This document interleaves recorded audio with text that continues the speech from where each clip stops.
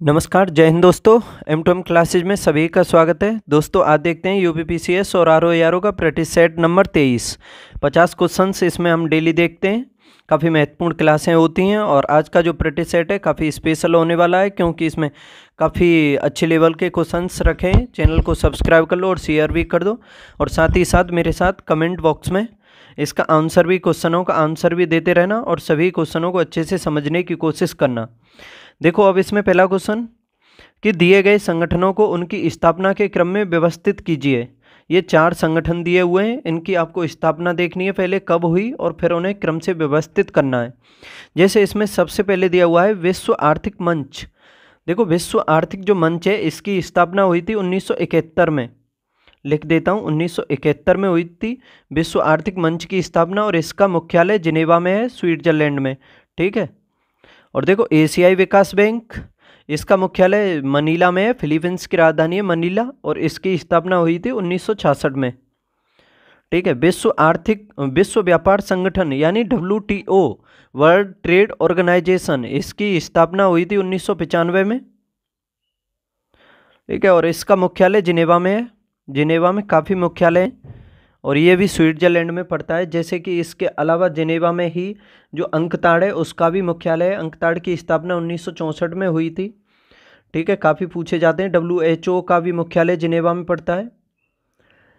ठीक है, तो जिनेवा के तो आपको निश्चित ही अच्छे से समझने हैं सभी। आगे देखो ओपेक। ओपेक का जो मुख्यालय है ये इसकी स्थापना हुई थी 1960 में, और इसका मुख्यालय वियना में पड़ता है, जो ऑस्ट्रिया की राजधानी है। और देखो वियना किस नदी के किनारे है? डेन्यूब नदी के किनारे है वियना, याद रखना। ठीक है, इसकी स्थापना ओपेक की 1960 में। तो अब देख लो इसका क्रम। सबसे पहले कौन सा आएगा इसमें? सबसे पहले 4 आएगा 1960 वाला, फिर उसके बाद आएगा एशियाई विकास बैंक 1966 में, इसके बाद 1971 में आएगा विश्व आर्थिक मंच, और सबसे एंड में विश्व व्यापार संगठन 1995 WTO। ठीक है, 4 2 1 3 इसका सही जवाब हो जाएगा। 4 2 1 3, तो ऑप्शन ए ही सही है बिल्कुल। आगे देखो क्वेश्चन नंबर 2। भारत के प्रथम विधि अधिकारी के रूप में कौन जाना जाता है? भारत में किस व्यक्ति को कहा जाता है भारत का प्रथम विधि अधिकारी? भारत का मुख्य न्यायाधीश को, भारत के विधि मंत्री को, भारत का महान्यायवादी, या विधि सचिव? कौन सा इन चारों में भारत का प्रथम विधि अधिकारी कहलाता है? यानी ये समझ सकते हो भारत सरकार का वकील भी वही होता है। तो देखो इसका सही जवाब होगा ऑप्शन सी, भारत का महान्यायवादी। भारत का महान्यायवादी भारत सरकार के प्रथम विधि अधिकारी के रूप में जाना जाता है, याद रखना। और संविधान का जो आर्टिकल है 76 उसमें इसके बारे में प्रावधान दिया हुआ है, और 76 का एक खंड है उसमें दिया हुआ है कि भारत का महान्यायवादी राष्ट्रपति द्वारा नियुक्त किया जाएगा। और याद रखना ये राष्ट्रपति के प्रसाद पर्यंत ही अपना पद धारण करता है। और देखो आर्टिकल है 88, इसमें दिया हुआ है, याद रखना, आर्टिकल 88 में कि भारत का जो महान्यायवादी होता है ना तो संसद का सदस्य होता है और ना ही मंत्रिमंडल का। यानी महान्यायवादी ना संसद का सदस्य होता है ना मंत्रिमंडल का सदस्य होता है, लेकिन इसको एक शक्ति प्राप्त है कि ये किसी भी सदन में और किसी भी समिति में बोल सकता है, किसी भी समय जाकर के बैठ सकता है, लेकिन इसे मत देने का अधिकार नहीं होता है। याद रखना, बहस कर सकता है, बोल सकता है, किसी भी सदन में जाकर के बैठ सकता है, लेकिन इसे उस पर मत करने का कोई भी अधिकार नहीं होता है किसी भी सदन में। ठीक है, आर्टिकल 88 में दिया हुआ है ये। अब देखो क्वेश्चन नंबर 3। निम्नलिखित कथनों में से कौन सा एक कथन सही नहीं है? चारों में देखना है कौन सा कथन है जो सही नहीं है। इसमें देखो धन संपत्ति के मामले में राज्यसभा शक्तिहीन है। दूसरा है इसमें धन विधेयक की शुरुआत राज्यसभा में होती है। क्या धन विधेयक की शुरुआत राज्यसभा में होती है? देखो ये ही गलत है, क्योंकि जो धन विधेयक होता है वो सबसे पहले लोकसभा में रखा जाता है, और ये समझ सकते हो धन विधेयक पर जो संपूर्ण शक्तियाँ होती हैं वो लोकसभा में ही निहित होती हैं। और देखो तीसरा इसमें लोकसभा द्वारा पारित किए जाने के बाद राज्यसभा को 14 दिनों के भीतर विधेयक को पास करना अनिवार्य है। अगर नहीं करती है तो याद रखना उसी स्थिति में पारित मान लिया जाएगा जिस स्थिति में लोकसभा ने पारित किया है। और राज्यसभा किसी धन विधेयक को पारित कर सकती है अथवा कतिपय सिफारिशों के साथ उसे लोकसभा को लौटा सकती है। तो देखो ये भी सही है क्या, राज्यसभा किसी धन विधेयक को पारित कर सकती है अथवा कतिपय सिफारिशों के साथ उसे लोकसभा को लौटा सकती है। तो देखो ये भी सही है, यानी कोई संशोधन नहीं कर सकती है, याद रखना। अब देखो इसमें समझ लो कि धन विधेयक का प्रावधान किस में है, आर्टिकल 110 में दिया हुआ है धन विधेयक के बारे में। ठीक है, इसमें दिया हुआ है आर्टिकल जो 110 है उसमें कि धन विधेयक को राष्ट्रपति की सहमति से ही लोकसभा में पेश किया जाएगा। तो समझ सकते हो धन विधेयक को पेश करने से पहले राष्ट्रपति की अनुमति अनिवार्य है। और कोई धन विधेयक या धन विधेयक है या नहीं है, यानी इसकी पहचान कौन करता है कि धन विधेयक, जैसे कोई विधेयक पेश कर दिया सदन में, अगर कि वो धन विधेयक है या साधारण विधेयक है, तो इसकी पहचान कौन करेगा, लोकसभा अध्यक्ष, याद रखना। और देखो ज्वाइंट सेशन भी नहीं बुलाया जा सकता है धन विधेयक पर, ना संविधान संशोधन विधेयक पर। अब देखो ये कथन और कारण वाला है कि ग्राम पंचायत के प्रमुख को उसके कार्यकाल पूरा होने से पूर्व पदच्युत किया जा सकता है, यानी पद से हटाया जा सकता है। और दूसरा है इसमें ग्राम सभा द्वारा 2/3 बहुमत से प्रस्ताव पारित करने के पश्चात पंचायत प्रमुख को अपना पद छोड़ना पड़ता है। दोबारा देख लो, कथन कहता है कि ग्राम पंचायत के प्रमुख को उसके कार्यकाल पूरा होने से पूर्व पद से हटाया जा सकता है, और कारण है ग्राम सभा द्वारा 2/3 बहुमत से प्रस्ताव पारित करने के पश्चात पंचायत प्रमुख को अपना पद छोड़ना पड़ता है। बताइए कौन सा सही होगा इसमें से, एक सही, दो सही, या व्याख्या करता है या नहीं करता है। तो देखो ये दोनों ही सही हैं। ग्राम पंचायत के प्रमुख को उसके कार्यकाल पूरा होने से पूर्व भी हटाया जा सकता है, और जो इसके हटाने की प्रक्रिया है वो पूर्ण होगी ग्राम सभा द्वारा 2/3 बहुमत से प्रस्ताव पारित करने के पश्चात पंचायत प्रमुख को अपना पद छोड़ने की। ठीक है, ग्राम सभा द्वारा 2/3 बहुमत से अगर प्रस्ताव पारित हो जाता है तो पंचायत प्रमुख को अपना पद छोड़ना पड़ता है। तो इसी से व्याख्या हो रही है इसकी पहले की कि वो कार्यकाल पूरा होने से पहले भी हटाया जा सकता है। और याद रखना सामान्यतः जो ग्राम पंचायत का प्रमुख होता है उसका कार्यकाल होता है पंचायत शुरू होने के से, यानी प्रथम बैठक से लेकर के 5 वर्ष तक। तो ये दोनों ही सही हैं और व्याख्या भी करता है। ऑप्शन ए इसका सही जवाब हो जाएगा। क्वेश्चन नंबर 5 है, अब ये देखना है कौन सा सही सुमेलित नहीं है। देखो इसमें पहला है वाशिंग सोडा। वाशिंग सोडा क्या सोडियम कार्बोनेट को कहते हैं? देखो वाशिंग सोडा सोडियम कार्बोनेट को कहते हैं, बिल्कुल सही है। कास्टिक सोडा क्या सोडियम क्लोरेट को कहते हैं? तो देखो ये गलत है इसमें। ये किसको कहते हैं? सोडियम हाइड्रोक्साइड को कहते हैं, ना कि सोडियम क्लोरेट को। कास्टिक जो सोडा होता है, कास्टिक सोडे को कहते हैं सोडियम हाइड्रोक्साइड। ठीक है, तो ये गलत है इसमें, और जवाब भी ऑप्शन बी हो जाएगा। नीला थोता कॉपर सल्फेट को ही कहते हैं, और हाइपो सोडियम थायोसल्फेट को कहते हैं। ठीक है, ये रासायनिक नाम दिए हुए हैं सामने, इन सभी को अच्छे से समझ लेना। ठीक है, और ये सोडियम हाइड्रोक्साइड यानी कास्टिक सोडा जो होता है इसका उपयोग साबुन बनाने में किया जाता है, ये इसलिए महत्वपूर्ण है। ठीक है, कास्टिक सोडे का उपयोग किस में किया जाता है? साबुन बनाने में। क्वेश्चन नंबर 6 देखो, रेडियोधर्मी डेटिंग एक प्रक्रिया है जिससे मापा जाता है या जाती है, किसका मापन किया जाता है? रेडियोधर्मी डेटिंग एक प्रक्रिया है जिससे किसका मापन किया जाता है? रेडियोधर्मी डेटिंग से। चट्टानों की उम्र, चट्टानों का संगठन, चट्टानों का रंग, या चट्टानों का भार, बताइए। देखो रेडियोधर्मी एक डेटिंग प्रक्रिया है, इसके माध्यम से हम चट्टानों की उम्र का पता लगाते हैं। ठीक है, किसका? चट्टानों की उम्र का, याद रखना। अच्छे से याद कर लेना कि रेडियोधर्मी डेटिंग प्रक्रिया का उपयोग किस में किया जाता है? चट्टानों की उम्र पता लगाने के लिए। और देखो एक चीज़ और बता रहा हूँ आपको, जो रेडियोधर्मी विधियाँ होती हैं इस बात पर निर्भर करती हैं कि जो विश्लेषण किया जा रहा है वह जैविक है या अकार्बनिक है। यानी ये समझ सकते हो जैविक या अकार्बनिक है या नहीं है, इस बात पर निर्भर करती हैं जो विश्लेषण किया जा रहा है, जो रेडियोधर्मी विधियाँ होती हैं। ठीक है, तो ऑप्शन ए इसका सही जवाब हो जाएगा। अब देखो क्वेश्चन नंबर 7, निम्न में से कौन से शीतोष्ण घास के मैदान यूरेशिया में पाए जाते हैं? यूरेशिया यानी समझ सकते हो यूरोप और एशिया दोनों के क्षेत्र में, जहाँ पर यूरोप और एशिया की बॉर्डर है उस साइड में। डाउन्स, वेल्स, स्टेपीज, प्रेरीज, बताइए। देखो डाउन्स डाउन्स ऑस्ट्रेलिया में पाए जाते हैं, पर्थ में, स्पेशली पर्थ में। मैंने बताया था कि पर्थ की तेज पिचें काफ़ी हैं, उस पर गेंदबाज गेंद करता है तो काफ़ी बाउंस लेती है, तो बाउंस से हो जाएगा डाउन्स। बेल्ट्स दक्षिण अफ्रीका में, दक्षिण अफ्रीका की पिचें स्लो हैं, गेंद जो है स्लो पड़ती है, नीची पड़ती है, जिससे बैट्समैन है बोल्ड हो जाता है। तो बेल्ट्स घास के मैदान दक्षिण अफ्रीका में। स्टेपिच यूरोप और एशिया यानी यूरेशिया, दोनों को मिला दो, टेप लगा दो, दोनों को बिल्कुल पास में मिले हुए हैं तो स्टेपीज हो जाएगा। और देखो प्रेयरी घास के मैदान ये उत्तरी अमेरिका में पाए जाते हैं। इसके अलावा और बताऊं आपको, पंपास भी पूछे जाते हैं, पंपास घास के मैदान पाए जाते हैं अर्जेंटीना में। पुस्ताज भी पूछे जाते हैं, ठीक है, वो भी याद कर लेना, वो हंगरी में पाए जाते हैं। कैंटरबरी भी पाए जाते हैं, वो न्यूजीलैंड में पाए जाते हैं, ठीक है। आगे देखो, क्वेश्चन नंबर 8 है, निम्नलिखित में से कौन सा देश युग्म अरल सागर के किनारे है? अरल सागर के किनारे इन दोनों में से देखना है कौन कौन से देश हैं। Kazakhstan, Uzbekistan, Kazakhstan, Turkmenistan, Azerbaijan, Uzbekistan, Kazakhstan और रूस। देखो अरल सागर के बारे में बताऊं, ये पश्चिमी एशिया में पड़ती है झील, और ये अंतर्देशीय यानी अंतःस्थलीय झील है। इसके चारों तरफ स्थलीय स्थल है, याद रखना।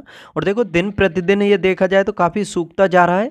जैसे इसका पहले जो क्षेत्रफल था तकरीबन 68,000 वर्ग किलोमीटर के आसपास था, लेकिन वर्तमान में ये 10% के आसपास ही, तो समझ सकते हो तकरीबन 6800 वर्ग किलोमीटर के आसपास ही बची हुई है। और इसके बारे में जैसे देखो, इसमें अरल सागर है, ये जो शब्द है इसका अर्थ होता है द्वीपों का द्वीप, याद रखना, द्वीपों का द्वीप किसको कहते हैं? अरल सागर को कहते हैं। और ये लवड़ीय झील होती जा रही है क्योंकि इसमें से वाष्पीकरण अधिक हो रहा है, पानी जो फ्रेश पानी है वो कम आ रहा है इसमें, ठीक है। तो समझ सकते हो काफ़ी महत्वपूर्ण नदी है, और ये प्राकृतिक संकट आगे काफ़ी पैदा कर सकती है। और ये पश्चिमी एशिया में पड़ती है, अरल सागर इसका नाम है। तो ये किस किस देश में पड़ती है ये बताना है आपको, देख करके बताओ आंसर। देखो मैप देखा होगा आपने इंडिया का, तो उसमें अच्छे से पढ़ा होगा, ये कजाकिस्तान और उज्बेकिस्तान इसमें जो दिए हुए हैं, इन देशों के मध्य में पड़ती है, कजाकिस्तान और उज्बेकिस्तान के मध्य में, ठीक है। कजाकिस्तान लैंडलॉक कंट्री है, और विश्व का सबसे बड़ा लैंडलॉक कंट्री कौन सा है? कजाकिस्तान है। उसके नीचे उज्बेकिस्तान, ठीक है। और ये जो तुर्कमेनिस्तान, उज्बेकिस्तान, किर्गिस्तान, अफगानिस्तान, ये जो सभी क्षेत्र हैं पड़ोस के, और ताजिकिस्तान, इन सभी को भी समझ लेना। देखो इसी के नज़दीक है, थोड़ी कैस्पियन सागर है, उससे भी पूछे जाते हैं, उससे भी 5 देश लगे हुए हैं। जैसे पहला कैस्पियन सागर से लगा हुआ है रसिया, उसके बाद लगा हुआ है कजाकिस्तान, और आपका तुर्कमेनिस्तान भी है, ईरान और अजरबैजान, ये सभी देश हैं किससे लगे हुए हैं? कैस्पियन सागर से। दुनिया की सबसे बड़ी झील है कैस्पियन सागर, याद रखना, पूछी जा सकती है। आगे देख लो, क्वेश्चन नंबर 9, 100% ऑर्गेनिक प्रदेश बनने वाला देश का पहला केंद्र शासित प्रदेश कौन सा है? 100% यानी संपूर्ण 100% ऑर्गेनिक प्रदेश बनने वाला कौन सा केंद्र शासित प्रदेश है? अंडमान निकोबार, लक्षद्वीप, दमनदीप, पुडुचेरी, बताइए। तो देखो ये है अरब सागर में पड़ने वाला द्वीप है लक्षद्वीप। कौन सा है? लक्षद्वीप। और लक्षद्वीप की राजधानी कवरत्ती है, और लक्षद्वीप को भारत सरकार द्वारा देश का पहला जैविक कृषि क्षेत्र घोषित किया गया है, और देश का ये पहला जैविक राज्य है। कौन सा है जैविक राज्य भारत का पहला? सिक्किम, ठीक है। 2016 में घोषित किया गया था जैविक राज्य भारत का पहला, कौन सा? सिक्किम को घोषित किया गया था। और केंद्र शासित प्रदेश कौन सा है पहला? लक्षद्वीप, याद रखना, ठीक है। लक्षद्वीप तो हो गया जैविक राज्य भारत का सबसे पहला, लक्षद्वीप केंद्र शासित प्रदेश। और राज्यों में देखा जाए तो सबसे पहला है सिक्किम। सिक्किम ने तकरीबन 75% क्षेत्रफल पर अपने पर जैविक खेती की है, 2016 में इसको घोषित किया गया था। जिस खनिज के कारण चिली प्रसिद्ध है वह है, चिली में किस खनिज का सबसे अधिक उत्पादन किया जाता है? सोना, मैग्नीज, नाइट्रेट, खनिज तेल।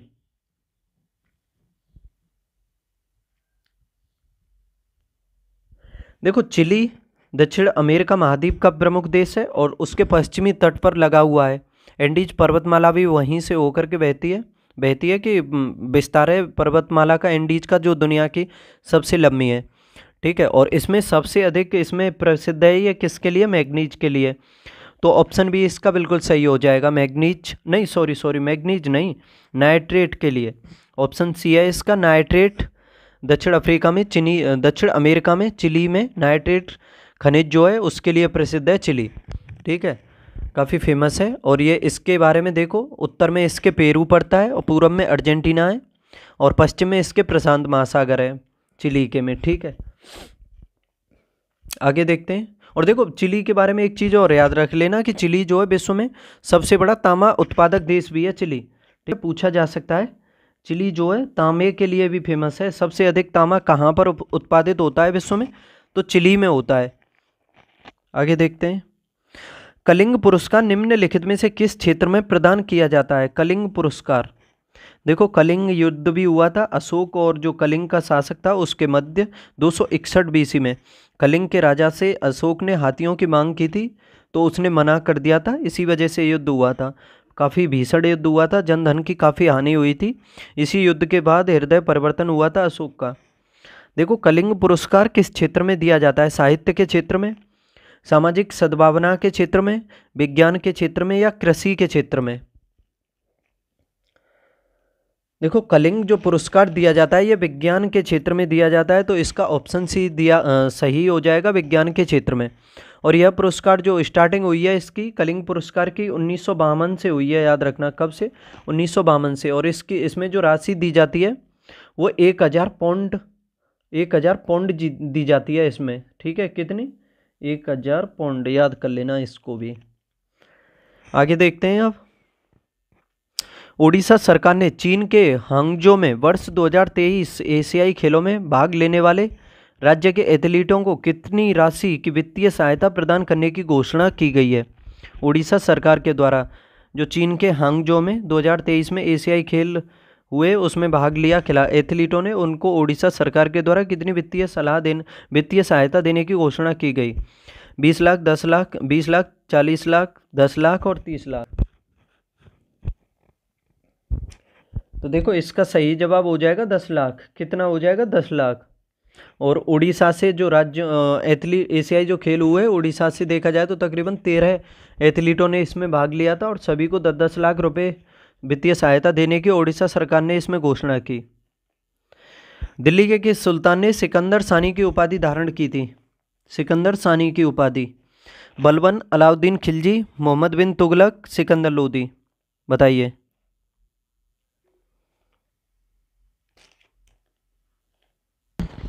काफ़ी अच्छा क्वेश्चन है, सिकंदर सानी की उपाधि। तो देखो इसका सही जवाब होगा ऑप्शन बी, अलाउद्दीन खिलजी। अलाउद्दीन खिलजी के बारे में बताऊं एक सेकेंड। अलाउद्दीन खिलजी वंश का महत्वपूर्ण शासक हुआ है, याद रखना। देखो खिलजी वंश की स्थापना की गई थी मलिक फिरोज के द्वारा। मलिक फिरोज किस नाम से शासक बना था? जलालुद्दीन फिरोज खिलजी से। 1290 से 1296 तक शासन किया था और इसी का भतीजा और दामाद था अलाउद्दीन खिलजी। अलाउद्दीन खिलजी का जो वास्तविक नाम था वो अली गुरसास्प था। ठीक है, ये कहा जाता है। ठीक है, और देखो अलाउद्दीन खिलजी को जलालुद्दीन फिरोज खिलजी ने प्रयागराज के पास एक कड़ा नामक स्थान है वहाँ का इसको वो बनाया था इक्तेदार। ठीक है, लेकिन ये कहते हैं कि जैसे ये इसकी जलालुद्दीन फिरोज खिलजी कि ये काफ़ी महत्वाकांक्षी व्यक्ति था और इसकी शुरू से ही नज़र सिंहासन पर थी। और देखो जलालुद्दीन फिरोज खिलजी के टाइम में ही मंगोलों का तीसरी बार आक्रमण हुआ था। पहला इल्तुतमिश के टाइम में हुआ था, दूसरा बलबन के में, तीसरा जलालुद्दीन फिरोज खिलजी के में। जो मंगोलों का सरदार था हलाकू, वो आया था, उसको रोकने के लिए अलाउद्दीन खिलजी को भेजा था, उसने उसको हरा दिया था। और देखो तभी कुछ यानी 2-2.5 हज़ार के करीब सैनिक जो थे मंगोल सैनिक वो रुक गए थे भारत में। और फिर देखो जलालुद्दीन खिलजी ने उन 2-2.5 हज़ार सैनिकों के लिए जिन्होंने शरण मांगी थी जलालुद्दीन फिरोज खिलजी से, तो एक मंगोलपुरी नामक स्थान जिसका नाम रखा था मुगलपुर, जिसको वर्तमान में मंगोलपुरी कहते हैं, दिल्ली में ही वो बसाया था। उसी में आकर के रुके थे और सभी को मुस्लिम धर्म अपना दिया था। ठीक है, इसके बाद फिर देखो धोखे से फिर इसने अलाउद्दीन खिलजी ने जलालुद्दीन फिरोज खिलजी की हत्या कर दी और खुद शासक बन गया था। ठीक है, देखो इतिहासकारों के द्वारा इसके बारे में कहा गया है कि इसकी शुरुआत तो हुई है धोखे से, इसका विकास हुआ है परोपकारिता से और इसका अंत हुआ है आतंक से। ठीक है, जोधपुर अभिलेख में इसके बारे में जानकारी मिलती है काफ़ी, और इसकी तुलना जो है देवताओं से की गई है। और देखो दिल्ली दिल्ली सल्तनत में स्थायी सेना रखने वाला भी अलाउद्दीन खिलजी था। सेना में नकद वेतन देने वाला भी अलाउद्दीन खिलजी था। और अमीर खुसरो जो थे इसी के टाइम में दरबारी कवि थे। अमीर खुसरो का जन्म एटा कासगंज यूपी में हुआ है और मृत्यु उनकी दिल्ली में हुई है। सितार और तबला वादक यंत्र जो सितार और जो तबला वादक तबला हैं यानी जो वाद्य यंत्र हैं उनका आविष्कार भी अमीर खुसरो के द्वारा किया गया। इसके अलावा खड़ी बोली और कव्वाली की भी शुरुआत भी अमीर खुसरो ने ही की है। और कश्मीर को धरती का स्वर्ग भी अमीर खुसरो के द्वारा कहा गया है। देखो अमीर खुसरो के गुरु हुए थे दिल्ली के प्रसिद्ध सूफी संत हजरत निजामुद्दीन औलिया। ठीक है, हजरत निजामुद्दीन औलिया, उसको भी याद कर लेना। और देखो अलाउद्दीन खिलजी ने जो अपना राज्याभिषेक किया था वो बलबन का जो महल है उसमें किया था, याद रखना। देखो काफ़ी फेमस हैं ये व्यक्ति अलाउद्दीन खिलजी। ठीक है, इसके दरबारी कवि हुए हैं और अलाउद्दीन खिलजी काफ़ी फेमस है। इसके अभियान भी हुए हैं युद्धों के, जैसे इसने भारत में काफ़ी अभियान किया अलाउद्दीन खिलजी ने। 1298 में किया था इसने रायकर्ण बघेला के विरुद्ध किया था गुजरात अभियान, जिसमें इसने उलूग खान और नुसरत खान को भेजा था। उसमें जैसलमेर पर भी इसने आक्रमण किया था। ठीक है, खम्मात बंदरगाह से इसका गुलाम खरीद करके लाया था नुसरत खान 1000 में, जिसको 1000 दिनारी कहते हैं। वो बेहद होशियार था। उसको फिर आगे चल करके इसने जिसका नाम मलिक काफूर रखा उसको अपना सेनापति भी बनाया था। और देखो इसने अलाउद्दीन खिलजी ने तकरीबन 1301 ईस्वी में रणथंभौर अभियान किया था। उसमें हमीर देव वहाँ का शासक था। उलूग खां और नुसरत खां दोनों को भेजा था। इसमें नुसरत खान मारा गया था। और अलाउद्दीन की सेना ने सबसे पहले रणथंभौर की महिलाओं के द्वारा जौहर देखा था। जौहर कहते हैं देखो सामूहिक रूप से महिलाएं जो हैं आग में कूद जाती हैं, अपने प्राण त्याग देती हैं जब देश उनका जो राजा होता है उसकी मृत्यु हो जाती है या हार जाता है तो। ठीक है, किसी की गुलामी सहन नहीं करती हैं वो। और फिर उसके बाद चित्तौड़ अभियान किया था अलाउद्दीन खिलजी ने 1303 में। ये काफ़ी फेमस है, ये पूछा जाता है। इसमें उसने खुद इसमें नेतृत्व किया था और मलिक काफूर भी साथ था। इसमें पद्मावत उपन्यास है जो मलिक मोहम्मद जायसी ने लिखा था 1540 में, तकरीबन शेरशाह सूरी के शासनकाल में लिखा गया था। उसमें उल्लेख मिलता है इसका चित्तौड़ अभियान का 1303 में जो किया था मलिक काफूर और अलाउद्दीन खिलजी ने। ठीक है, रावल रतन सिंह जो थे उनकी पत्नी थी पद्मावती, उसको हासिल करने के लिए किया था, लेकिन पद्मावती को वह हासिल नहीं कर पाए थे क्योंकि उन्होंने सामूहिक रूप से जौहर कर दिया था। देखो पद्मावती के बारे में ये भी कहा जाता है कि वो इतनी सुंदर थी, इतनी सुंदरता थी उनकी कि जब वो पानी भी पीती थी तो गले के कंठ जो होता है उस जगह पर पानी भी दिखाई देता था, कहा जाता है। देखो पक्का नहीं कह सकता हूँ बस। ठीक है, इसके बाद इसने मालवा अभियान भी किया था अलाउद्दीन खिलजी ने 1305 में। ठीक है, इसके बाद इसने दक्षिण में भी अभियान किए थे, जैसे देवगिरी का अभियान पूछा जाता है, रामचंद्र देव के खिलाफ किया था 1296 में। देवगिरी पर दूसरा ही आक्रमण किया था अलाउद्दीन खिलजी ने 1307 में, तब भी रामचंद्र देव ही शासक था, उसमें मलिक काफूर को भेजा था इसने। फिर इसने तीसरा भी आक्रमण किया था देवगिरी पर 1313 में किया था वो। ठीक है, उसमें ये खुद गया था, नहीं खुद नहीं गया था, उसमें तीसरा जो देवगिरी आक्रमण किया था अलाउद्दीन खिलजी ने मलिक काफूर को ही भेजा था और उसमें तीसरी बार शासक था शंकरदेव। देखो पहले जो देवगिरी पर 2 आक्रमण किए इसने 1296 और 1307 में, तो उन दोनों में तो रामचंद्र देव था, लेकिन तीसरा जो किया इसने 1313 में उसमें शंकरदेव था, ये पूछे जाते हैं। और 1309 में इसका फेमस एक आक्रमण और है वारंगल में। वारंगल में वहाँ पर शासक था प्रताप रुद्रदेव और मलिक काफूर को भेजा था। और देखो इसने मलिक काफूर ने विजय प्राप्त कर ली थी, फिर प्रताप रुद्रदेव ने संधि की इससे, और प्रताप रुद्रदेव के द्वारा ही मलिक काफूर को कोहिनूर हीरा दिया गया था। ठीक है, और देखो विश्व का सुल्तान भी कहा है अलाउद्दीन खिलजी को खुसरो ने, अमीर खुसरो ने। और मंगोलों का चौथा आक्रमण भी हुआ था इसी के टाइम में। ठीक है, दिल्ली का अलाउद्दीन खिलजी है, दिल्ली के जो सिरी नामक स्थान है उस पर अपनी इसने राजधानी बनाई थी। सिरी का किला भी अलाउद्दीन खिलजी ने बनाया था। इसके अलावा अलाई दरवाज़ा भी बनाया था, अलाई मीनार भी बनाई थी, और तो और हौज खास भी बनाया था इसने। जमात खाना मस्जिद है। और देखो एक प्रथा और चलाई थी इसने, हुलिया दाग प्रथा, वो पूछी जाती है हुलिया दाग प्रथा, सभी को हुलिया रखना इसने अनिवार्य कर दिया था।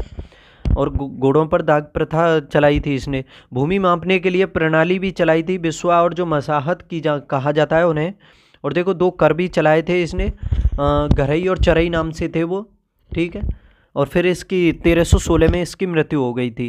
ठीक है, इसका मकबरा अलाउद्दीन खिलजी का दिल्ली में ही स्थित है, याद रखना। तो काफ़ी फेमस है, मैंने इसलिए बता दिया क्योंकि अलाउद्दीन खिलजी के बारे में काफ़ी क्वेश्चन पूछे जाते हैं। एक आपका अलाउद्दीन खिलजी, एक फिरोज शाह तुगलक, एक अकबर, यानी समझ सकते हो दिल्ली सल्तनत तो कंप्लीट ही इम्पोर्टेंट है। अच्छे से रिवाइज करना, दिल्ली सल्तनत को तकरीबन 10-15 बार पढ़ना अच्छे से, सभी कंप्लीट हो जाएगी।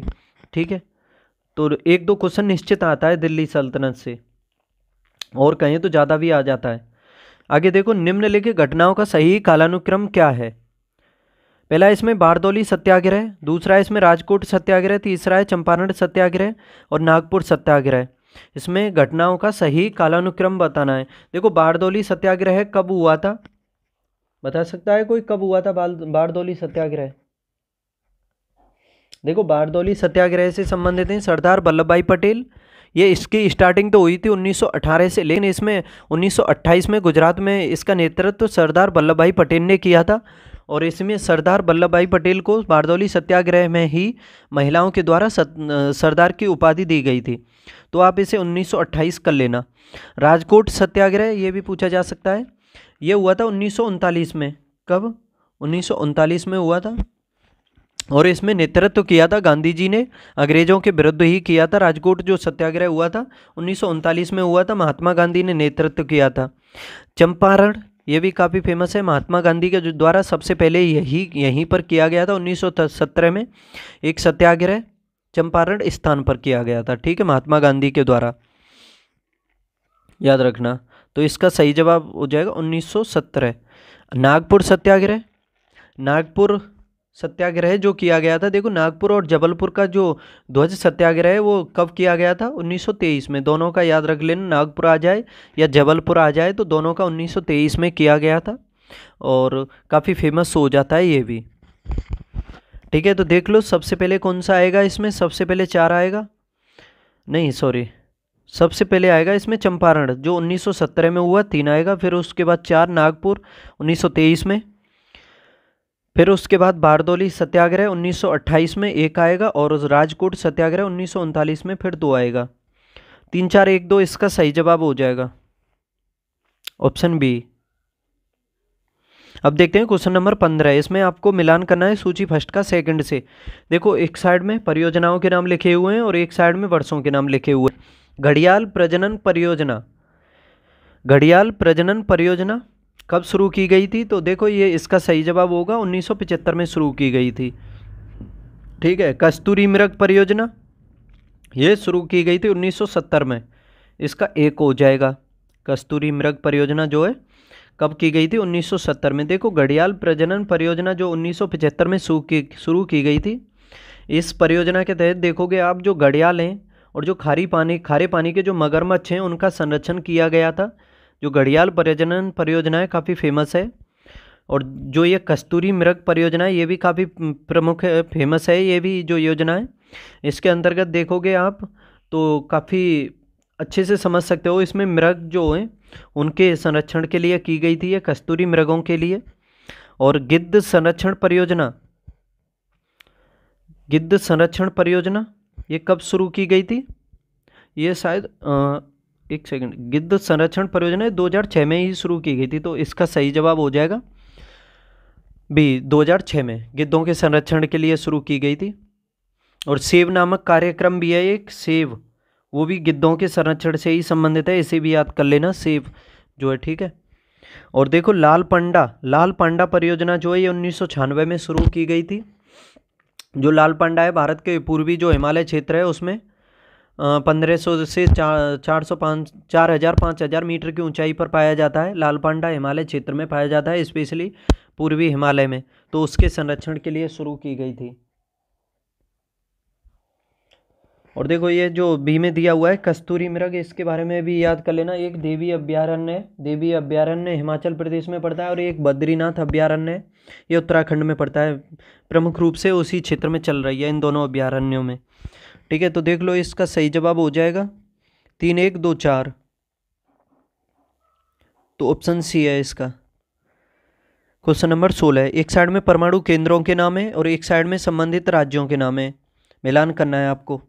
देखो कल्पक्कम, कुडनकुलम, कल्पक्कम ये दोनों कहाँ पर हैं? तमिलनाडु में। ठीक है, इन्हें अच्छे से समझ लेना। तारापुर महाराष्ट्र में, राणा प्रताप सागर कहाँ है, कोई बता सकता है? बताओ बताओ कहाँ है राणा प्रताप सागर? परमाणु केंद्र किस जगह पर है? तो ये राजस्थान में, नाम ही देख रहे होंगे इसमें महाराणा प्रताप, उस हिसाब से आसानी से याद कर सकते हो। ठीक है, राजस्थान में, और नरोरा उत्तर प्रदेश में। ठीक है, तो एक का तो हो जाएगा एक, तारापुर हो जाएगा 3, महाराणा प्रताप 2, और इसका हो जाएगा 4। 1 3 2 4 इसका सही जवाब होना है। और देखो कैगा भी है, कैगा कर्नाटक में है, तो इसका 5 हो जाएगा। 1 3 2 4 5, 1 3, इसमें 1 सेकंड मिलान नहीं करना था। कोई नहीं, देखो मैंने मिलान कर दिया, उस हिसाब से भी याद कर सकते हो, लेकिन इस सवाल को करने की कोशिश करते हैं। इसमें यह पूछा है कौन सा मिलान सही दिया हुआ है। ठीक है, खुद नहीं करना है आपको, ये देखना है कि इसमें मिलान है कौन सा सही है। इसमें देखो कल्पक तमिलनाडु में है, इसके अलावा जो कुडनकुलम है वो भी तमिलनाडु में है, दोनों पढ़ते हैं। ये कुडनकुलम में सहयोग किया था रूस ने। ठीक है, देखो तो इसमें पहला तो सही है। दूसरा है तारापुर, तारापुर महाराष्ट्र में पड़ता है और अमेरिका की सहयोग से बना था ये जो तारापुर है। और देश का पहला परमाणु केंद्र है कौन सा? तारापुर। इसमें राजस्थान दिया हुआ है, तो ये दूसरा तो इसमें गलत है। ठीक है, तीसरा देखो राणा प्रताप सागर, ये राजस्थान में है, ये महाराष्ट्र दिया हुआ है, तो ये भी गलत है। नरोरा उत्तर प्रदेश में है, तो ये सही है। इसका उत्तर प्रदेश का एकमात्र है कौन सा? नरोरा। कैगा कर्नाटक में पड़ता है, ये भी ठीक है। देखो कैगा जो है ये कर्नाटक में पड़ता है, और ये देश का 20वें नंबर का है, जब बना था ये 20वें नंबर का था। देखो काकरापार भी है, काकरापार गुजरात में पड़ता है। जैतापुर है, जैतापुर और तारापुर दोनों में पुर है, तो महाराष्ट्र से आसानी से याद कर सकते हो। रावत भाटा भी पूछा जाता है, रावत भाटा राजस्थान में है। रावत भाटा कहाँ पर है? राजस्थान में, याद रखना। ठीक है, राजस्थान में 2 हैं, राणा प्रताप सागर और ये क्या बोलते हैं, रावत भाटा। ठीक है, दोनों को याद कर लेना। रावत भाटा में सहयोग किसने किया था? कनाडा ने किया था। आगे देखो तो फिर इसका आंसर हो जाएगा 1 4 5 इसके सही है, ऑप्शन सी। Question number 17। अब ये प्रमुख योजनाएं दी हुई हैं, इनके आरंभ किए गए वर्ष के क्रम में आरोही क्रम में व्यवस्थित करना है आपको। आरोही क्रम यानी बढ़ते हुए क्रम में, यानी कालानुक्रम में ही व्यवस्थित करना है। सबसे पहले कौन सी हुई, उसके बाद कौन सी हुई, सबसे नवीनतम कौन सी हुई। जैसे देखो प्रधानमंत्री आवास योजना जो ग्रामीण है वो कब शुरू की गई थी? देखो प्रधानमंत्री आवास योजना जो है ग्रामीण क्षेत्रों में ये आरंभ की गई थी तकरीबन 2016 में, 20 नवंबर 2016 को की गई थी, ये याद रखना। इतना भी याद कर लो 2016, तो भी काम चल जाएगा। ये शुरू की गई थी, और इसके तहत देखोगे आप तो जो प्रधानमंत्री आवास योजना है इसमें आवास उपलब्ध कराना लक्ष्य निर्धारित किया गया था, तो इसके नाम में ही दिया हुआ है आवास। ठीक है, ग्रामीण क्षेत्रों में इसमें आवास उपलब्ध कराना इसका प्रमुख लक्ष्य था। स्टैंड अप योजना भी पूछी जा सकती है, तो देखो स्टैंड अप योजना 2016 में ही शुरू की गई थी। देखो ये भी शुरू की गई 2016 में, लेकिन ये जो पहली है प्रधानमंत्री आवास योजना ये अप्रैल में शुरू की गई थी। ठीक है, 5 अप्रैल को। एपी लगा देता हूँ। स्टैंड अप योजना ये भी 2016 में शुरू की गई, लेकिन ये मई में शुरू की गई थी, 9 मई को। ठीक है, 2016 को स्टैंड अप योजना जो है, इसके अंतर्गत आप देखोगे स्टैंड अप जो योजना शुरू की गई है इसमें अनुसूचित जाति और अनुसूचित जनजाति की जो महिलाएं हैं उसको उद्यमशील बनाना इसका प्रमुख लक्ष्य है स्टैंड अप योजना का। ठीक है, और प्रधानमंत्री जीवन ज्योति बीमा योजना ये भी काफ़ी फेमस है, ये 9 मई 2015 को शुरू की गई। कब? 9 मई 2015 को। ठीक है, 2015 को, इसके 1 साल बाद शुरू की गई है स्टैंड अप योजना। जो जीवन ज्योति योजना है काफ़ी फेमस है, और ये सामाजिक सुरक्षा व पेंशन योजना है, जीवन ज्योति योजना। ठीक है, मेक इन इंडिया ये काफ़ी सबसे फेमस है इंडिया की, इसको तो निश्चित ही याद करना, और इसके बारे में अच्छे से डिटेल से भी पढ़ना है आपको। मेक इन इंडिया ये 25 सितंबर 2014 को शुरू की गई थी, 2014 को, 25 सितंबर 2014 को शुरू की गई थी मेक इन इंडिया। भारत को आत्मनिर्भर बनाना विनिर्माण क्षेत्र में इसका प्रमुख उद्देश्य है, किसका? मेक इन इंडिया का, याद रखना। तो देखो सबसे पहले कौन सी शुरू की गई? मेक इन इंडिया 2014, तो 4 आएगा सबसे पहले। फिर आएगा प्रधानमंत्री जीवन ज्योति बीमा योजना, ये 2015 में 3 आ जाएगा। फिर इसके बाद आएगा प्रधानमंत्री आवास योजना अप्रैल को 2016 में 1 आ जाएगा, और सबसे एंड में स्टैंड अप योजना 2016 में 2 आ जाएगा। 4 3 1 2 इसका बिल्कुल सही जवाब हो जाएगा। 4 3 1 2 होगा क्या? इसका क्या पूछा है? आरोही क्रम। आरोही क्रम होता है बढ़ता हुआ क्रम, और आरोही क्रम बढ़ता हुआ क्रम होगा ना कि सबसे एंड में कौन सी शुरू की गई, सबसे बड़े का मतलब हो जाएगा सबसे बड़ी डेट कौन सी है। ठीक है, तो बढ़ता हुआ क्रम पूछा है, ना कि कालानुक्रम में व्यवस्थित करना है। तो देखो इसका उल्टा कर दो, 4 3 1 2 का, 2 1 3 3 4, 2 1 3 4 इसका आंसर हो जाएगा 2 1 3 4। तो इसका ऑप्शन डी हो जाएगा 2 1 3 4, बिल्कुल सही जवाब होगा 2 1 3 4। 2 1 3 4 ही होगा। एक सेकेंड, नहीं ये भी नहीं होगा, कोई गलती कर गया हूँ क्या मैं? दोबारा देखते हैं, चलो एक सेकंड। देखो प्रधानमंत्री आवास योजना 5 अप्रैल को है, मई को है ये प्रधानमंत्री आवास योजना। और स्टैंड अप योजना, ऑप्शन देखते हैं एक सेकंड। 4 3 2 1, 4 3 2 1 हो जाएगा। हाँ 4 3 2 1। तो देखो एक सेकंड, अब इसे सही कर लो। इतना याद रखो, दोनों ही योजना प्रधानमंत्री आवास योजना और स्टैंड अप योजना दोनों 2016 को शुरू की गई हैं, लेकिन ये जो प्रधानमंत्री आवास योजना है ये 5 मई को शुरू की गई है, ना कि अप्रैल को। ठीक है, तो आप इसे सही कर लो। ठीक है, एक सेकंड, 5 मई को शुरू की गई है, और स्टैंड अप योजना 5 अप्रैल को शुरू, 9 मई को। स्टैंड अप योजना 9 मई को, 5 नहीं 9 मई को, और ये 9 अप्रैल को शुरू, 9 मई हो गई, 5 अप्रैल। एक सेकंड, क्या हो रहा है, कंफ्यूजन हो रहा है, देख लेना आप। और इसे अच्छे से मैं फिर भी कर रहा हूँ इसमें कि 9 मई 2016 को प्रधानमंत्री आवास योजना, और 5 अप्रैल 2016 को स्टैंड अप योजना, इस हिसाब से देख सकते हो। तो सबसे पहले आएगा 4, फिर आएगा 3, ठीक है, फिर 3 2 1, ये हो जाएगा इसका क्रम। ठीक है, तो इसका ऑप्शन भी हो जाएगा इसका सही, कर लेना आप। आगे देखते हैं क्वेश्चन नंबर 18। नीचे 2 वक्तव्य दिए गए, एक को कथन और एक को कारण कहा गया है। कथन देखते हैं पहले। कोई व्यक्ति उपराष्ट्रपति निर्वाचित होने का पात्र तभी होगा जब वह राज्यसभा के सदस्य होने के योग्य हो। क्या कथन सही कहता है कि कोई व्यक्ति उपराष्ट्रपति निर्वाचित होने का पात्र तभी होगा जब वह राज्यसभा के सदस्य होने का योग्य हो? और कारण है इसमें उपराष्ट्रपति राज्यसभा का पदेन सभापति होता है। तो बताओ इसमें कौन सा सही होगा?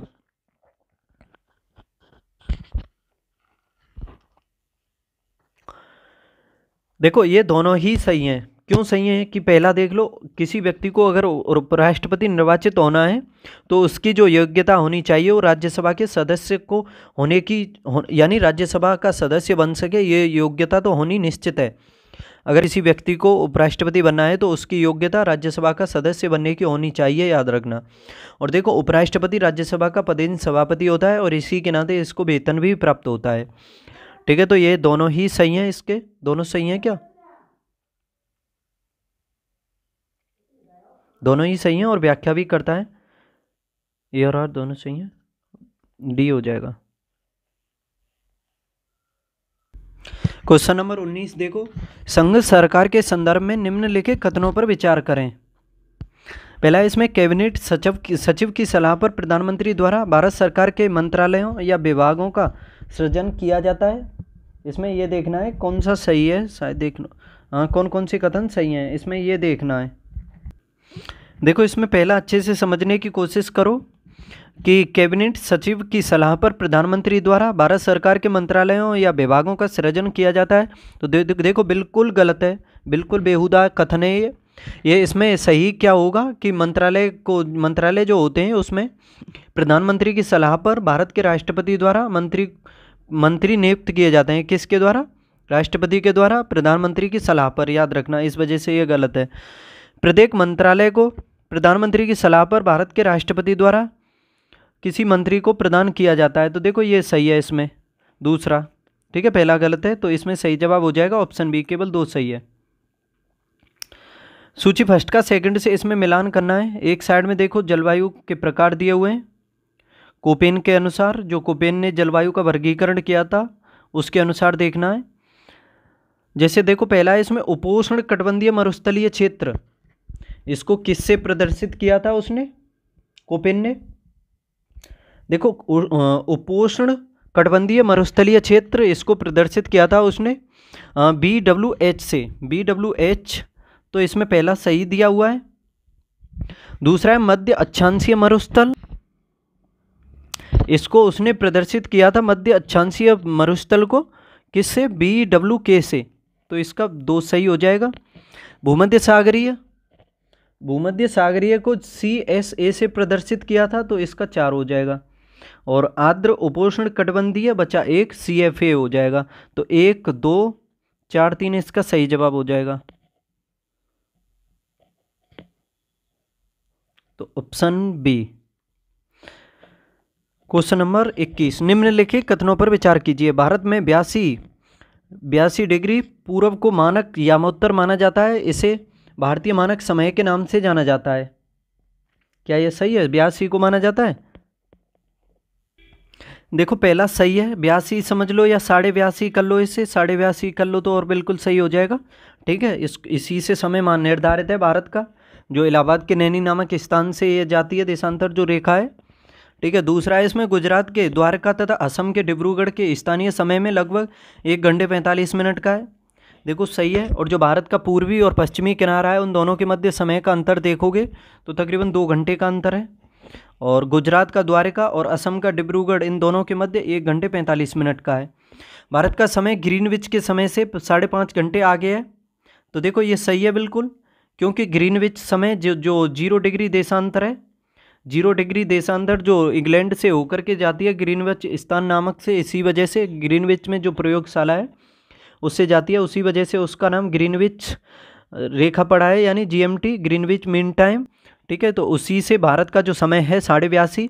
देखो 1 डिग्री आगे चलने पर 4 मिनट का समय बढ़ जाता है, तो 82.5 में आप 4 का गुणा करोगे,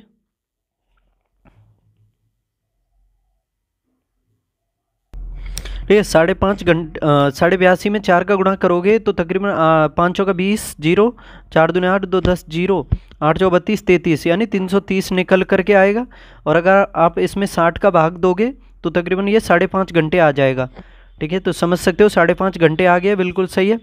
चौथा देखो, वह स्थान जो ग्रीनविच के पश्चिम में है उनका समय ग्रीनविच समय से आगे होता है। देखो जो पश्चिम में स्थान होते हैं उसका पीछे होता है समय, और जो पूरब में होते हैं उसका समय आगे होता है। जैसे भारत पूरब में है ग्रीनविच से, तो भारत का समय ग्रीनविच से आगे है।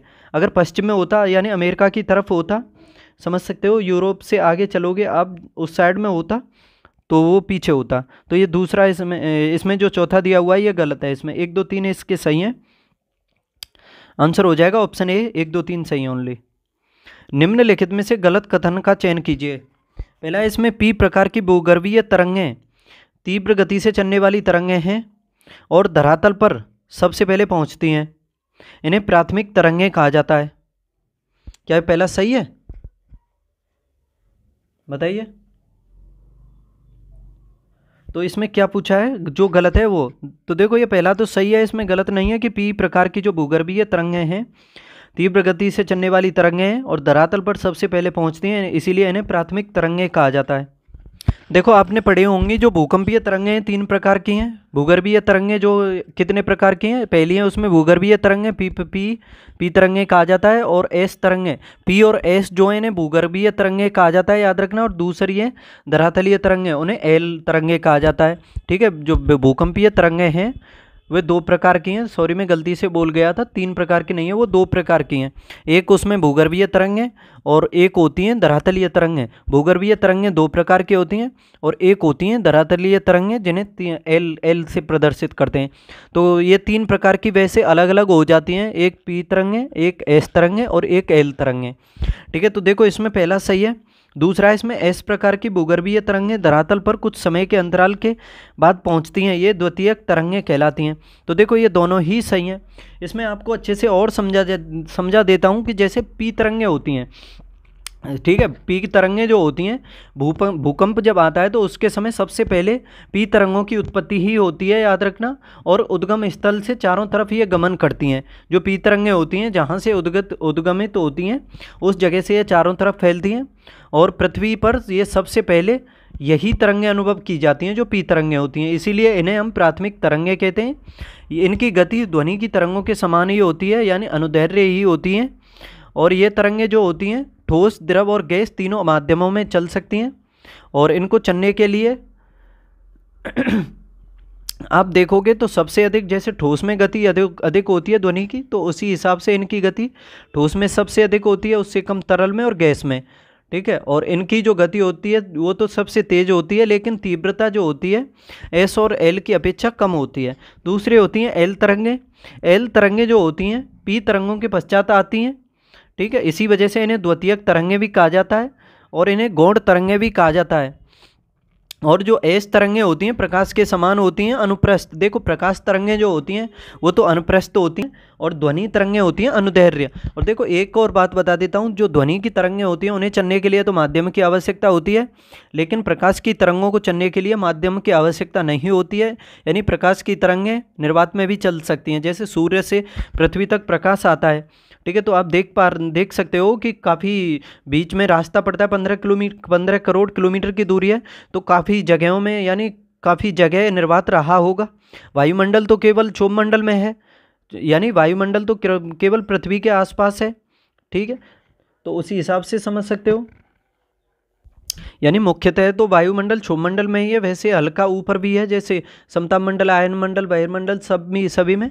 लेकिन आगे उससे ऊपर आगे जाओगे सूर्य की तरफ, तो निर्वात काफ़ी स्थानों पर पड़ेगा। ठीक है। और पी प्रकार की जो तरंगें होती हैं अनुप्रस्थ होती हैं। इनकी गति जो होती है पी से तो कम होती है, लेकिन एल से अधिक होती है, याद रखना।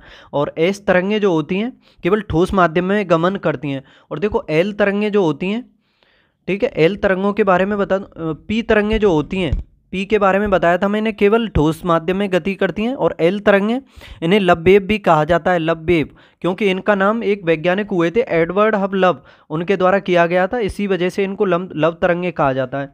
ठीक है। तो ये दोनों ही कथन सही हैं। इसमें पूछा था कौन सा गलत है, तो कोई भी गलत नहीं है, ना तो एक और ना ही दो। आगे देखते हैं क्वेश्चन नंबर 23। सूची फर्स्ट का सेकंड से मिलान करना है। देखो अंतरकीन का दरवाज़ा, हजार सितून, कुबातुल इस्लाम मस्जिद, चार मीनार, ये किस किस के द्वारा बनाई गई थी? अतरकीन का जो दरवाज़ा है इसका निर्माण इल्तुतमिश ने कराया था, नागपुर जोधपुर में कराया था। ठीक है। तो देखो ये पहला सही हो जाएगा, इल्तुतमिश 3 हो जाएगा, एक का। तो हजार सितून का निर्माण कराया था अलाउद्दीन खिलजी ने। ठीक है। तो इसका 4 हो जाएगा। कुबत उल इस्लाम मस्जिद, ये भी काफ़ी फेमस है, ये कुतुबुद्दीन ऐबक ने बनाई थी 1192 में। ठीक है। इसकी जो शैली है इंडो इस्लामिक है, याद रखना। ठीक है। कुबत उल इस्लाम मस्जिद कुतुबुद्दीन ऐबक। चार मीनार कुली कुतुब शाह के द्वारा बनवाई गई थी, हैदराबाद में है, काफ़ी फेमस है। ठीक है। और इसकी इस्लामी वास्तुकला शैली है। तो इसका हो जाएगा कौन सा? 2, 3, 4, 1, 2 इसका सही जवाब होगा, 1, 2। आगे देखो क्वेश्चन नंबर 24। प्रसिद्ध विजय विट्ठल मंदिर, जिसके 56 तक्षित स्तंभ संगीतमय स्वर निकालते हैं, कहाँ अवस्थित है? बताइए। प्रसिद्ध विजय विट्ठल मंदिर जिसके 56 तक्षित स्तंभ संगीतमय स्वर निकालते हैं, ये कहाँ पर स्थित है? विट्ठल मंदिर, विजय विट्ठल मंदिर, बेलूर, भद्राचलम, हम्पी और श्रीरंगम। तो देखो ये विजयनगर साम्राज्य की राजधानी हुई है हम्पी, तो वहाँ पर स्थित है विजय विट्ठल मंदिर। ठीक है। हम्पी, ऑप्शन सी सही जवाब हो जाएगा। कोई बता सकता है हम्पी का जो चित्र है किसके नोट पर, यानी कितने रुपए के नोट पर है हम्पी का चित्र? आगे देखते हैं। निम्नलिखित युग्मों में से कौन सही सुमेलित नहीं है? एक साइड में लोकगीत हैं और एक साइड में राज्यों के नाम है। देखो पंडवानी क्या छत्तीसगढ़ से संबंधित है? बताइए। देखो पंडवानी जो है छत्तीसगढ़ से बिल्कुल सही सुमेलित है, तो पहला तो सही हो जाएगा इसमें। झूमर, एक सेकंड पानी पी लूं। देखो झूमर, झूमर कहाँ पर होता है? झूमर बिहार में होता है, ये भी ठीक है। बाउल, बाउल क्या उत्तराखंड में होता है बाउल? देखो बाउल तो पश्चिम बंगाल में होता है, ना कि उत्तराखंड में, ठीक है, पश्चिमी बंगाल में, याद कर लेना। तो यही आंसर है इसका, डी। और देख लो लावड़ी, ये महाराष्ट्र का है, तो ये सही जवाब है इसका, ऑप्शन सी हो जाएगा सही जवाब। निम्नलिखित कथनों में सही कथन का चुनाव कीजिए। पहला है इसमें भारत के पूर्वी और पश्चिमी घाट नीलगिरी में आकर के मिलते हैं। दूसरा है भारत की मानक मध्याह्न रेखा एवं कर्क रेखा एक दूसरे को छत्तीसगढ़ में काटती हैं। आंध्र प्रदेश की न्यायिक राजधानी अमरावती है, तो इसमें से कौन सा सही है? देखो पूर्वी घाट और पश्चिमी घाट नीलगिरी में आकर के मिलते हैं, सही है। भारत की मानक मध्याह्न रेखा एवं कर्क रेखा एक दूसरे को कहाँ पर काटती हैं? छत्तीसगढ़ में काटती हैं। छत्तीसगढ़ का एक सूरजपुर जिला है उसमें, ठीक है, तो ये सही है दूसरा। तीसरा है आंध्र प्रदेश की न्यायिक राजधानी अमरावती में है, तो देखो अमरावती में नहीं है, ये कुर्नूल में है, तो ये गलत है, लिख देता हूँ कुर्नूल। इसमें इसकी न्यायिक राजधानी है, अमरावती में तो इसकी विधायी राजधानी है, ठीक है, तो ये गलत है, इसमें 1 और 2 सही हो जाएंगे। निम्नलिखित में से गलत कथन कौन सा है? क्या इसमें गलत पूछा था? सही पूछा था। निम्नलिखित में से गलत कथन कौन सा है? पहला है इसमें भारत में आर्द्रभूमि का कुल क्षेत्रफल 2 मिलियन हेक्टेयर है, तो देखो पहला ही गलत है। इसमें भारत में जो आर्द्रभूमि का कुल क्षेत्रफल है तकरीबन 3.9 मिलियन हेक्टेयर है, ना कि 2.9, तो ये पहला गलत है। प्रायद्वीपीय भारत में दादरा और नगर हवेली, तमिलनाडु और गोवा को छोड़कर शेष सभी राज्यों में 20 से 30% भूमि वनों के अधीन है क्या? ऐसा सही है क्या? बताइए। प्रायद्वीपीय भारत की बात है, संपूर्ण भारत की नहीं। प्रायद्वीपीय भारत में दादरा और नगर हवेली, तमिलनाडु और गोवा को छोड़ करके शेष सभी राज्यों में 20 से 30% भूमि वनों के अधीन है, तो देखो ये बिल्कुल सही है, ठीक है, ये सही है। इसमें दूसरा, उत्तर पूर्वी राज्यों में 70% से अधिक भूमि पर वन पाए जाते हैं, तो देखो ये भी सही है। अधिकतर जो वन पाए जाते हैं उत्तर पूर्वी राज्यों में ही पाए जाते हैं, क्योंकि सबसे अधिक वर्षा वहीं पर होती है, टेम्परेचर भी अधिक होता है उसी क्षेत्र में। मेघालय में सबसे अधिक वर्षा का स्थान है मासिनराम और चेरापूंजी, दोनों वहीं पर हैं। अरुणाचल प्रदेश, मेघालय, मिजोरम वगैरह सभी राज्यों में वन काफ़ी मात्रा में पाए जाते हैं, ठीक है, परसेंट के हिसाब से देखोगे आप तो देखो 2 और 3 इसके सही हैं, और इसमें तीसरा पहला गलत है।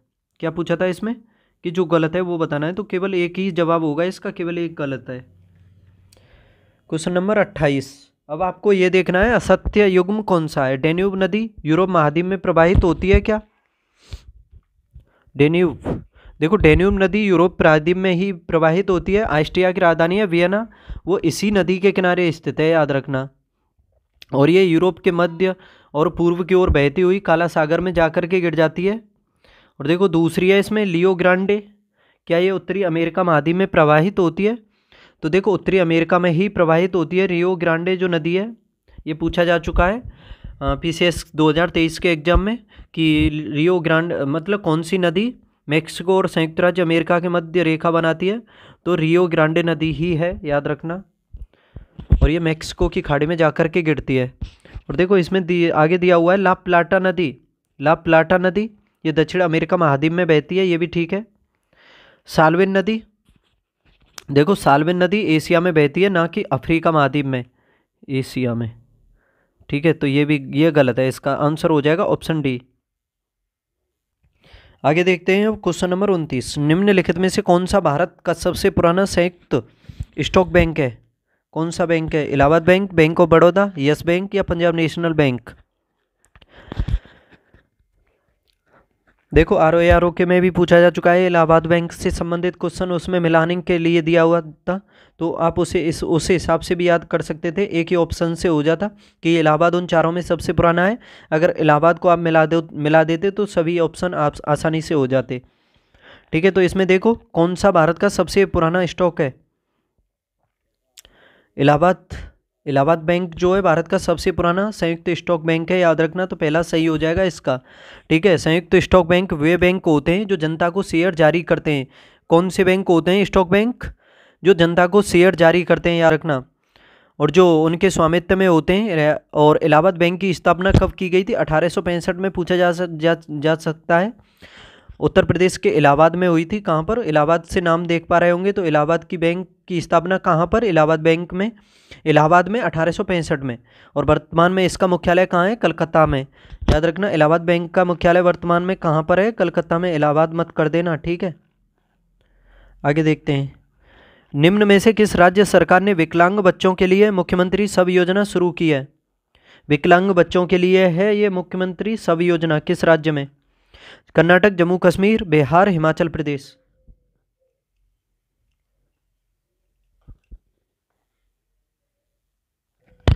देखो काफी अच्छा क्वेश्चन है, इसका सही जवाब होगा ऑप्शन डी, हिमाचल प्रदेश। राज्य सरकार ने विकलांग बच्चों के लिए मुख्यमंत्री सब योजना शुरू की है। हेनले पासपोर्ट सूचकांक 2023 के संबंध में निम्नलिखित कथनों पर विचार कीजिए। वर्ष 2023 में भारत के पासपोर्ट को इस सूचकांक में 70वां स्थान प्राप्त हुआ है। क्या हेनले पासपोर्ट में भारत को 70वां स्थान प्राप्त हुआ है? तो देखो पहला ये गलत है। भारत को कौन सा स्थान प्राप्त हुआ है? 80वां, ना कि 70वां। ठीक है, हेनले पासपोर्ट इंडेक्स जो है इसमें भारत को 70वां स्थान प्राप्त हुआ है। और इसमें पहला स्थान किस पासपोर्ट को प्राप्त हुआ है? सिंगापुर के को। याद रखना, सिंगापुर का पासपोर्ट जो है दुनिया में सबसे शक्तिशाली है। दूसरा देखो, जापान सबसे शक्तिशाली पासपोर्ट वाला देश है, तो ये भी गलत है। इसमें जापान पहले था, लेकिन 2023 में जो हेनले पासपोर्ट है उसमें सिंगापुर का है। ठीक है, तीसरा देख लो, इसमें कि सूचकांक अपनी रैंकिंग निर्धारित करने के लिए इंटरनेशनल एयर ट्रांसपोर्ट एसोसिएशन के डेटा पर निर्भर करता है। तो देखो इसमें तीसरा सही है, तीसरा बिल्कुल सही है, क्योंकि यह सूचकांक अपनी रैंकिंग जो निर्धारित करता है उस करने के लिए इंटरनेशनल एयर ट्रांसपोर्ट एसोसिएशन के आंकड़ों पर निर्भर करता है। और इस सूचकांक में पिछले वर्ष की तुलना में भारत की जो रैंकिंग है 7 स्थान का भारत में इसमें सुधार हुआ है। पहले कौन सा स्थान था? 87वां था, तो अब कौन सा स्थान है? 80वां। तो इसमें सही असत्य कौन सा है? 1 और 2 असत्य है, ऑप्शन बी हो जाएगा। निम्नलिखित कथनों में से कौन सा कथन सही है? पहला है इसमें, सिकंदर ने पश्चिमोत्तर भारत पर चंद्रगुप्त मौर्य के समय आक्रमण किया था। देखो तब मौर्य वंश नहीं था, 326 BC में आक्रमण किया था सिकंदर ने। वहाँ पर शासक था पौरस, उस पर किया था। लेकिन मगध पर शासक कर रहा था घनानंद।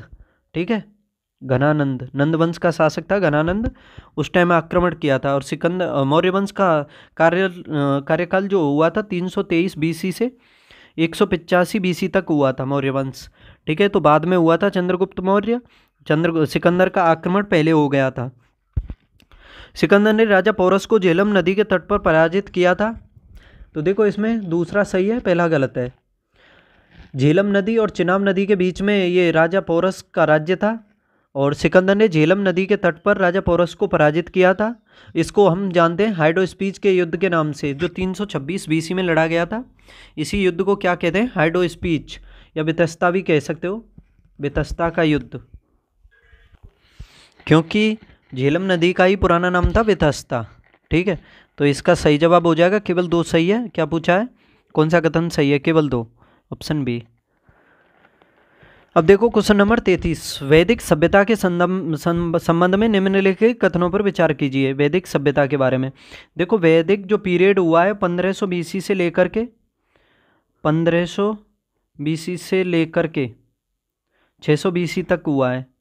इसमें ऋग्वैदिक टाइम हुआ था 1500 BC से 1000 BC तक, और 1000 से 600 तक उत्तर वैदिक काल हुआ था।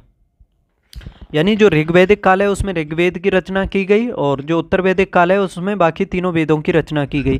देखो रामायण और महाभारत जो ग्रंथ हैं उनकी जो रचना की गई थी उत्तर वैदिक काल में की गई थी। ये उनका रचना काल है, घटना काल नहीं है, याद रखना। रचना काल कब का है? उत्तर वैदिक काल का, रामायण और महाभारत का। ठीक है, 1500 BC में आर्यों का जो आगमन बताया गया है वो कहाँ से बताया गया है, इसके बारे में अलग अलग लोगों के मत प्रचलित हैं भारत में, जिन्होंने आकर के भारत में वैदिक सभ्यता स्थापित की थी। जैसे मैक्स मूलर ने कहा था कि मध्य एशिया से आए थे आर्य, और इसके अलावा बाल गंगाधर तिलक ने बताया था कि आर्य जो आए थे भारत में ध्रुव, उत्तरी ध्रुव से आए थे, और जो तिब्बत में बताया था स्वामी दयानंद ने कि आर्य जो आए थे तिब्बत से, लेकिन एडोल्फ हिटलर ने बताया था कि जर्मनी से। और इन सभी मतों में सबसे अधिक प्रचलित है मैक्स मूलर का कि आर्य जो आए थे भारत में मध्य एशिया से आए थे। ठीक है, तो इस कथन को देखो कि सिंधु नदी को ऋग्वेद में मातेत्मा, देवीत्मा एवं नदीत्मा इन सभी नामों से संबोधित किया गया है ऋग्वेद में। और दूसरा है, इसमें दशराज युद्ध बिपाशा नदी के तट पर लड़ा गया था, जिसमें भरत कुल के राजा सुदास विजयी हुए थे। अब देखना है इसमें कौन सा सही है। देखो, ये दोनों ही कथन बिल्कुल गलत हैं। क्यों गलत हैं? सिंधु नदी को नहीं ऋग्वेद में, ये किस नदी को कहा गया है? सरस्वती नदी को। ऋग्वेद में सरस्वती नदी को मातेत्मा, देवीत्मा और नदीत्मा ये तीनों नामों से संबोधित किया गया है ऋग्वेद में सरस्वती को। तो अच्छा क्वेश्चन है बहुत ही, इसे आप याद कर लेना, पहला गलत है। दूसरा है, दशराज का युद्ध विपाशा नदी के किनारे नहीं लड़ा गया था, ये पुरुषनी नदी जिसका वर्तमान में नाम है रावी नदी, ठीक है, उसके किनारे लड़ा गया था दशराज का युद्ध। एक साइड में 10 राजा थे और एक साइड में राजा था सुदास, जो भरत कुल का राजा था सुदास उसका, ठीक है। और इस युद्ध में भरत विजयी हुआ था ऐसा कहा जाता है। और इसका जो वर्णन है 7वां मंडल है ऋग्वेद का, उसमें दिया हुआ है, ठीक है। तो ये दोनों ही कथन गलत हैं। सही जवाब हो जाएगा ना तो 1 और ना ही 2, कोई भी सही नहीं है इसमें। क्वेश्चन नंबर 34, भारत के संविधान के संदर्भ में निम्नलिखित कथनों पर विचार कीजिए। पहला, इसमें किसी भी केंद्रीय विधि को सांविधिक रूप से अवैध घोषित करने की किसी भी उच्च न्यायालय की अधिकारिता नहीं है। क्या ये सही है? किसी भी केंद्रीय विधि को संवैधानिक रूप से अवैध घोषित करने की किसी भी उच्च न्यायालय की अधिकारिता नहीं है, बताओ। दूसरा है, भारत के संविधान के किसी भी संशोधन पर भारत के उच्चतम न्यायालय द्वारा प्रश्न नहीं उठाया जा सकता है। देखो, इसके बारे में करने की कोशिश करें। पहला देखो, किसी भी केंद्रीय विधि को संवैधानिक रूप से अवैध घोषित करने कि किसी भी उच्च न्यायालय की अधिकारिता नहीं है। तो देखो, ये पहला गलत है। क्यों गलत है इसके बारे में बताऊं कि भारत का एक तो सर्वोच्च न्यायालय है और जितने भी उच्च न्यायालय हैं सभी को ये शक्ति प्रदान की गई है कि ऐसी किसी भी विधि को संवैधानिक रूप से अवैध घोषित किया जा सकता है। इन दोनों के द्वारा, उच्च न्यायालय और सर्वोच्च न्यायालय के द्वारा, जो संविधान के सिद्धांतों और मूल्यों का हनन करती है, यानी संविधान के सिद्धांतों और मूल्यों से असंगत है कोई विधि, तो उसका उच्चतम न्यायालय और उच्च न्यायालय इन दोनों के द्वारा इनको समाप्त किया जा सकता है, यानी इन्हें अवैध घोषित किया जा सकता है। तो पहला तो गलत है इसमें। दूसरा, इसमें संविधान के किसी भी संशोधन पर भारत के उच्चतम न्यायालय द्वारा प्रश्न नहीं उठाया जा सकता है। देखो, ये तो देखे होंगे काफ़ी कई बार उठाए हैं न्यायालय ने। न्यायालय किसी भी संविधान संशोधन को भी शून्य घोषित कर सकता है यदि वह संविधान के मूल ढांचे को परिवर्तित करने का कोई प्रावधान करता है तो। यानी समझ सकते हो, कोई भी प्रावधान अगर मूल ढांचे को नुकसान पहुंचाता है तो उसको न्यायालय शून्य घोषित कर सकता है। तो इसमें दिया हुआ है कि न्यायालय द्वारा नहीं उठाया जा सकता है, तो दूसरा भी गलत है। तो ये दोनों ही गलत हो जाएंगे। क्या पूछा है इसमें कौन सा सही है? कोई भी सही नहीं है, ऑप्शन डी होगा इसका। क्वेश्चन नंबर 35, पहला कथन है, संसद भारत के उच्चतम न्यायालय की अधिकारिता को विस्तारित नहीं कर सकती क्योंकि उसकी अधिकारिता वहीं तक है जो संविधान ने प्रदान की है। बताइए क्या ये सही है? संसद भारत के उच्चतम न्यायालय की अधिकारिता को विस्तारित नहीं कर सकती। देखो, विस्तारित कर सकती है लेकिन संकीर्ण यानी कम नहीं कर सकती है, तो ये गलत है। पहला, विस्तारित तो कर सकती है शक्ति को लेकिन कम नहीं कर सकती है, इस वजह से पहला गलत हो जाएगा। ठीक है, पहला बिल्कुल गलत है। आर्टिकल 124 है, उसमें दिया हुआ है कि संसद को उच्चतम न्यायालय की स्थापना, गठन, अधिकारिता और शक्तियों का विनियमन करने के लिए विधि बनाने का अधिकार है। तो समझ सकते हो पहला इसमें गलत है। दूसरा, उच्चतम न्यायालय और उच्च न्यायालय के अधिकारी और सेवक संबंध मुख्य न्यायमूर्ति द्वारा नियुक्त किए जाते हैं और न्यायालय का प्रशासनिक व्यय भारत की संचित निधि पर भारित होता है। क्या ये सही है? दूसरा,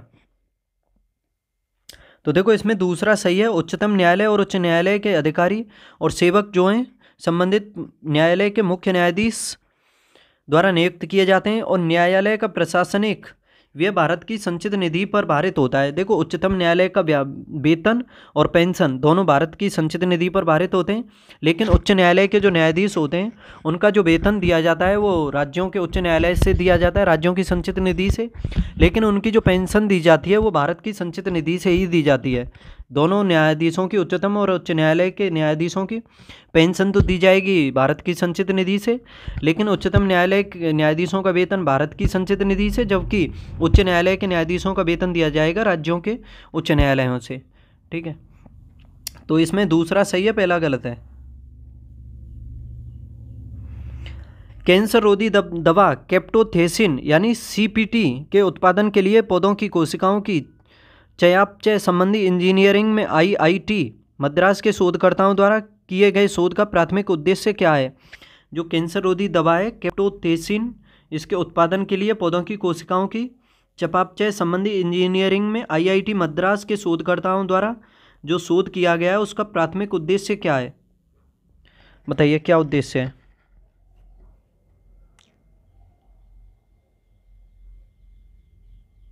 तो देखो इसका जो प्राथमिक उद्देश्य है कैंसर रोधी दवा के सतत उत्पादन को बढ़ावा देना। ठीक है, कैंसर रोधी दवा के सतत उत्पादन को बढ़ावा देने के लिए जो आईआईटी मद्रास के शोधकर्ता हैं उनके द्वारा शोध की जो प्राथमिकता है, जो प्राथमिक उद्देश्य है वह कैंसर रोधी दवा के सतत उत्पादन को बढ़ावा देना है।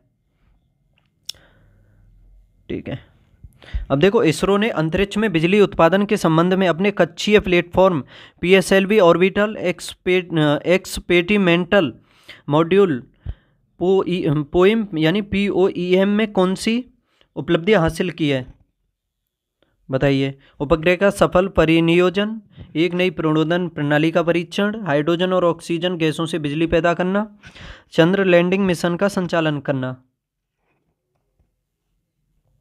तो इसमें समझ लेना इसरो ने जो अंतरिक्ष में बिजली उत्पादन के संबंध में अपने कक्षीय प्लेटफॉर्म में यानी PSLV ऑर्बिटल एक्सपेरिमेंटल मॉड्यूल जो है उसमें जो उपलब्धि हासिल की है वो प्रमुख उपलब्धि ये हासिल की है कि उसने अंतरिक्ष में हाइड्रोजन और ऑक्सीजन गैसों से सीधे बिजली उत्पन्न करने के लिए ईंधन कोशिकाओं की क्षमता को प्रदर्शित किया है।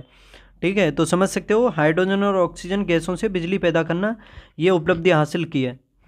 अब इसमें देखना है आपको कौन सा सही सुमेलित है। ऑटोमोबाइल निर्माता है एक साइड में और एक साइड में उसका मुख्यालय। BMW जो ऑटोमोबाइल निर्माता है उसका मुख्यालय कहाँ पर है? देखो इसका जो पहला दिया हुआ है ये गलत है, ये म्यूनिख में जर्मनी में है, याद रखना। कहाँ पर? जर्मनी में। तो ये पहला गलत है BMW का। और दूसरा है इसमें डायमलर SA, ये क्या स्वीडन में होती है? तो देखो इसका मुख्यालय भी जर्मनी में है, स्टुटगार्ट में, तो ये भी गलत है, जर्मनी ही होगा इसका भी। रेनॉल्ट SA इसका मुख्यालय पेरिस फ्रांस में है, तो ये सुमेलित है। वॉक्सवैगन AG इसका मुख्यालय जर्मनी में है, ये भी ठीक है। वुल्फ्सबर्ग है जो, ये जर्मनी में है, याद रखना, ये भी सही है। तो 3 और 4 इसके सही सुमेलित हैं, ऑप्शन बी हो जाएगा। आगे देखते हैं क्वेश्चन नंबर 39। देखो इसमें मिलान करना है सूचीपृष्ठ का सेकंड से। एक साइड में पहले यानी क्रम दिया हुआ है, पहला दूसरा तीसरा उस हिसाब से, और एक साइड में वित्त आयोग के अध्यक्षों के नाम देखने हैं आपको। ठीक है, पहले वित्त आयोग के अध्यक्ष कौन बने थे? तो देखो पहले वित्त आयोग के अध्यक्ष बने थे KC नियोगी। 15वें कौन है? NK सिंह। और 16वें कौन है? अरविंद पनगड़िया। ठीक है, तो देखो पहले के कौन है? KC नियोगी पहला हो जाएगा। दूसरा है इसमें 12वें के। तो देखो 12वां वित्त आयोग जो हुआ था वो 2005 से लेकर के 2010 तक हुआ था, 2005 से 10 तक। और इसमें रंगराजन बने थे, C रंगराजन, ये हो जाएगा। और देखो पहला जो वित्त आयोग रहा था इसका भी टाइम लिख देता हूँ, ये रहा था 1952 से लेकर के 57 तक। 13वां वित्त आयोग 12वें के बाद 13वां आएगा, तो 2010 से लेकर के ये 2015 तक रहा था 13वां। तो इसके जो अध्यक्ष बने थे 13वें के, उसके बारे में बता दूं, 2010 से 15 तक रहा था 13वां, तो विजय केलकर बने थे इसका 2 हो जाएगा। 14वें के YV रेड्डी बने थे, ये 2015 से लेकर के 2020 तक रहे थे, 15 से 20 तक, तो इसका 4 हो जाएगा। 3 1 2 4 इसका सही जवाब होगा। अब आगे देखते हैं क्वेश्चन नंबर 40। जैन साहित्य के बारे में निम्नलिखित कथनों पर विचार कीजिए। जैन साहित्य के बारे में देखो इसमें पहला है कि जैन के पवित्र ग्रंथ सिद्धांत या आगम के रूप में जाने जाते हैं। जैनों के जो पवित्र ग्रंथ हैं, जो सिद्धांत हैं, वो आगम के रूप में जाने जाते हैं। और दूसरा है इसमें अद्यतन जैन ग्रंथों की भाषा पाली की एक पूर्वी बोली है जिसे अर्धमागधी कहते हैं। तो इसमें से आपको ये बताना है कौन सा सही है। जैसे देखो पहले पहले प्रैक्टिस सेटों में बात कई बार हो चुकी है बौद्ध धर्म की, तो मैंने डिटेल से समझाया है। इसमें जैन के बारे में आया है तो जैन के बारे में भी संक्षेप में बता देता हूँ, 1 या 2 मिनट लूँगा आपकी। जैसे कि देखो जैन धर्म के पहले तीर्थंकर माने जाते हैं ऋषभदेव। उनके 2 पुत्र हुए थे, एक हुआ था भरत और एक गोमतेश्वर हुआ था। और देखो गोमतेश्वर के बारे में ये भी कहा जाता है कि उनमें 200 हाथियों का बल था। गोमतेश्वर की जो मूर्ति है वो कर्नाटक के सिरवड़ बेलगोला में स्थित है, जहाँ पर जो चंद्रगुप्त मौर्य हुए थे, मौर्य वंश के संस्थापक, उन्होंने संलेखन या संधारा प्रथा के माध्यम से अपने प्राण त्यागे थे। ठीक है, उसके बाद 23वें तीर्थंकर हुए थे, याद रखना, पार्श्वनाथ। उनकी मृत्यु ये भी कहा जाता है कि 100 वर्ष की आयु में हुई थी, जो समेत पर्वत पर हुई थी।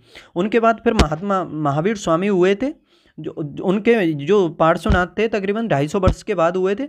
इसी वजह से जो ऋषभदेव हैं उनकी ऐतिहासिकता सिद्ध नहीं होती है, क्योंकि 250 वर्ष का अंतर हो गया। तो इसी वजह से महावीर स्वामी को वास्तविक संस्थापक माना जाता है जैन धर्म का। और देखो पार्श्वनाथ के द्वारा ही 5 महाव्रत दिए गए हैं। उसमें जैन धर्म में ये पूछे जाते हैं जो 5 महाव्रत हैं, जैसे सत्य, अहिंसा, अस्तेय। अस्तेय का मतलब होता है चोरी ना करना। चौथा होता है अपरिग्रह। अपरिग्रह का मतलब होता है संपत्ति इकट्ठा ना करना, याद रखना। और 5वां है ब्रह्मचर्य। तो ये 5 महाव्रत हैं, इन सभी को अच्छे से समझ लेना। ठीक है, देखो महावीर स्वामी का जन्म हुआ था 540 बीसी में, 540 ईस्वी में, ईसा पूर्व यानी ईसा पूर्व बीसी में ही हुआ था महावीर स्वामी का जन्म, और वैशाली के कुंडलवन में हुआ था। ठीक है, और इनके बचपन का नाम वर्धमान था, इनके पिता का नाम सिद्धार्थ था। देखो सिद्धार्थ शब्द महात्मा बुद्ध का बचपन का नाम था, और सिद्धार्थ इसमें जैन धर्म में महावीर स्वामी के पिता का नाम था। ठीक है, और ये ज्ञात्रक कुल के थे, ऐसा कहा जाता है। इनकी माता का नाम त्रिशला था, लिच्छवी वंश की थी वो, और पत्नी का नाम यशोदा था। इनकी जो पुत्री थी अड़ोज्या या प्रियदर्शनी कहते हैं उनको, इनके पति का नाम था जमाली है। ठीक है, 30 वर्ष की आयु में महावीर स्वामी ने अपना घर त्याग किया था। और इनके बड़े भाई का नाम था वर्धमान, वो भी याद रख लेना। नहीं, वर्धमान तो महावीर स्वामी का ही नाम था, इनके बड़े भाई का नाम था नंदीवर्धन। ठीक है, जल्दी जल्दी में कंफ्यूज हो जाता हूँ मैं। 30 वर्ष की आयु में इन्होंने यानी वर्धमान ने अपने बड़े भाई नंदीवर्धन से आज्ञा लेकर के गृह त्याग किया था। और सबसे पहले इनकी मुलाकात फिर आगे मक्खली गोसाल से हुई थी। मैं बताता हूँ आपको कि मक्खली गोसाल कौन है। मक्खली गोसाल वही हैं जिनके द्वारा जो आजीवक संप्रदाय है, यानी जो भाग्यवादी धर्म है, जिसका प्रतिपादन किया गया था। ठीक है, सबसे पहला भी अनुयायी वर्धमान का मक्खली गोसाल ही बना था, और इनके साथ 6 वर्ष रहा था। उसके बाद ये इन्हें छोड़ करके चला गया था। ठीक है, और फिर उन्होंने महावीर स्वामी ने 12 वर्ष तपस्या की थी, कठोर तपस्या की थी। और फिर इन्हें जुम्मिक ग्राम में ऋजुपालिका नदी के तट पर ज्ञान की प्राप्ति हुई थी, एक साल वृक्ष के नीचे। ठीक है, और जैन धर्म में ज्ञान प्राप्ति को क्या कहा गया है? कैवल्य। याद रखना, कैवल्य किसको कहा गया है जैन धर्म में? ज्ञान प्राप्ति को। ठीक है, केवल प्राप्ति के बाद फिर महावीर जो स्वामी हैं वो केवलिन कहलाए, जिन भी कहा जाता है, जिन भी कहलाए थे। ठीक है, इसी जिन से बना है जैन धर्म। और देखो इनके शिष्य भी पूछे जाते हैं महावीर स्वामी के, एक थे जमाली और एक चंदना थे। और प्रसिद्ध जो अनुयायी हुए स्थूलभद्र और भद्रबाहु। स्थूलभद्र तो संबंधित हैं श्वेतांबर से, और भद्रबाहु दिगंबर से। ठीक है, जो दक्षिण में गए थे, भद्रबाहु गए थे श्रवणबेलगोला में। ठीक है, और देखो प्राचीन काल में ये भी क्वेश्चन पूछा जाता है कि जैन धर्म का सबसे प्रमुख केंद्र कौन सा हुआ है? मथुरा हुआ है, याद रखना। महावीर स्वामी ने मगध में जैन धर्म का प्रचार करने के लिए अपने 11 जो गढ़धर थे वो नियुक्त किए थे, लेकिन उनके टाइम में ही उनमें से 10 की मृत्यु हो गई थी। एकमात्र बचा था गढ़धर, जो 11 में बचा था, उसका नाम था आर्य सुधर्मन। वही फिर आगे आगे अध्यक्ष बना था जैन संघ का। और महावीर स्वामी की मृत्यु हो गई थी 468 में, 468 बीसी में पावापुरी में हुई थी, जो मल्ल महाजनपद है उसकी राजधानी है। ठीक है, वहाँ पर इनकी मृत्यु हो गई थी। तो इतना ही समझ लो, आगे समझने को तो काफ़ी है कुछ। जैन धर्म की जो संगति हुई थी, जैन संगति पहली वो चंद्रगुप्त मौर्य के टाइम में ही हुई थी, राजगृह में, नहीं सॉरी मगध में हुई थी। मगध की राजधानी है पाटलिपुत्र, उसमें कराई गई थी चंद्रगुप्त मौर्य के द्वारा, और उसमें अध्यक्षता की थी उसने स्थूलभद्र ने। ठीक है, चंद्रगुप्त का पुत्र था बिंदुसार, वो उसके बाद गद्दी पर बैठा था, और वो चंद्रगुप्त फिर श्रवणबेलगोला चले गए थे। इतना ही समझ लो। अब समझ लो इस क्वेश्चन को कि जैन साहित्य के बारे में निम्नलिखित कथनों पर विचार करें। जैनों के पवित्र ग्रंथ सिद्धांत या आगम के रूप में जाने जाते हैं। जैनों के जो पवित्र ग्रंथ हैं जो हैं, क्या वो उन्हें आगम कहा जाता है? बताइए। देखो पहला बिल्कुल सही है, आगम ही कहा जाता है पवित्र ग्रंथों को। दूसरा है इसमें अद्यतन जैन ग्रंथों की भाषा पाली की एक पूर्वी बोली है जिसे अर्धमागधी कहते हैं। क्या ये सही है? देखो जैन ग्रंथों की भाषा कौन सी है? प्राकृत है, ना कि पाली। तो ये तो गलत हो जाएगा। कौन सी है? प्राकृत है। और आम बोलचाल की जो भाषा है उसमें इसको क्या कहते हैं? अर्धमागधी कहते हैं। ठीक है, ये इतना तो सही है, लेकिन ये पाली की जगह प्राकृत होता तो सही होता। ये दूसरा गलत है इसमें। तो इसमें सही कौन सा है? केवल एक। अब देख लो क्वेश्चन नंबर 41। निम्नलिखित में से किससे या किन से भारत में अंग्रेजी शिक्षा की नींव पड़ी थी? 1813 का चार्टर एक्ट से, general committee of public instruction 1823 से, या प्राच्यविद एवं आंग्लविद विवाद से? किससे पड़ी थी भारत में अंग्रेजी शिक्षा की नींव? बताओ इसमें से कौन सा, क्या पूछा है, कौन सा सही उत्तर होगा?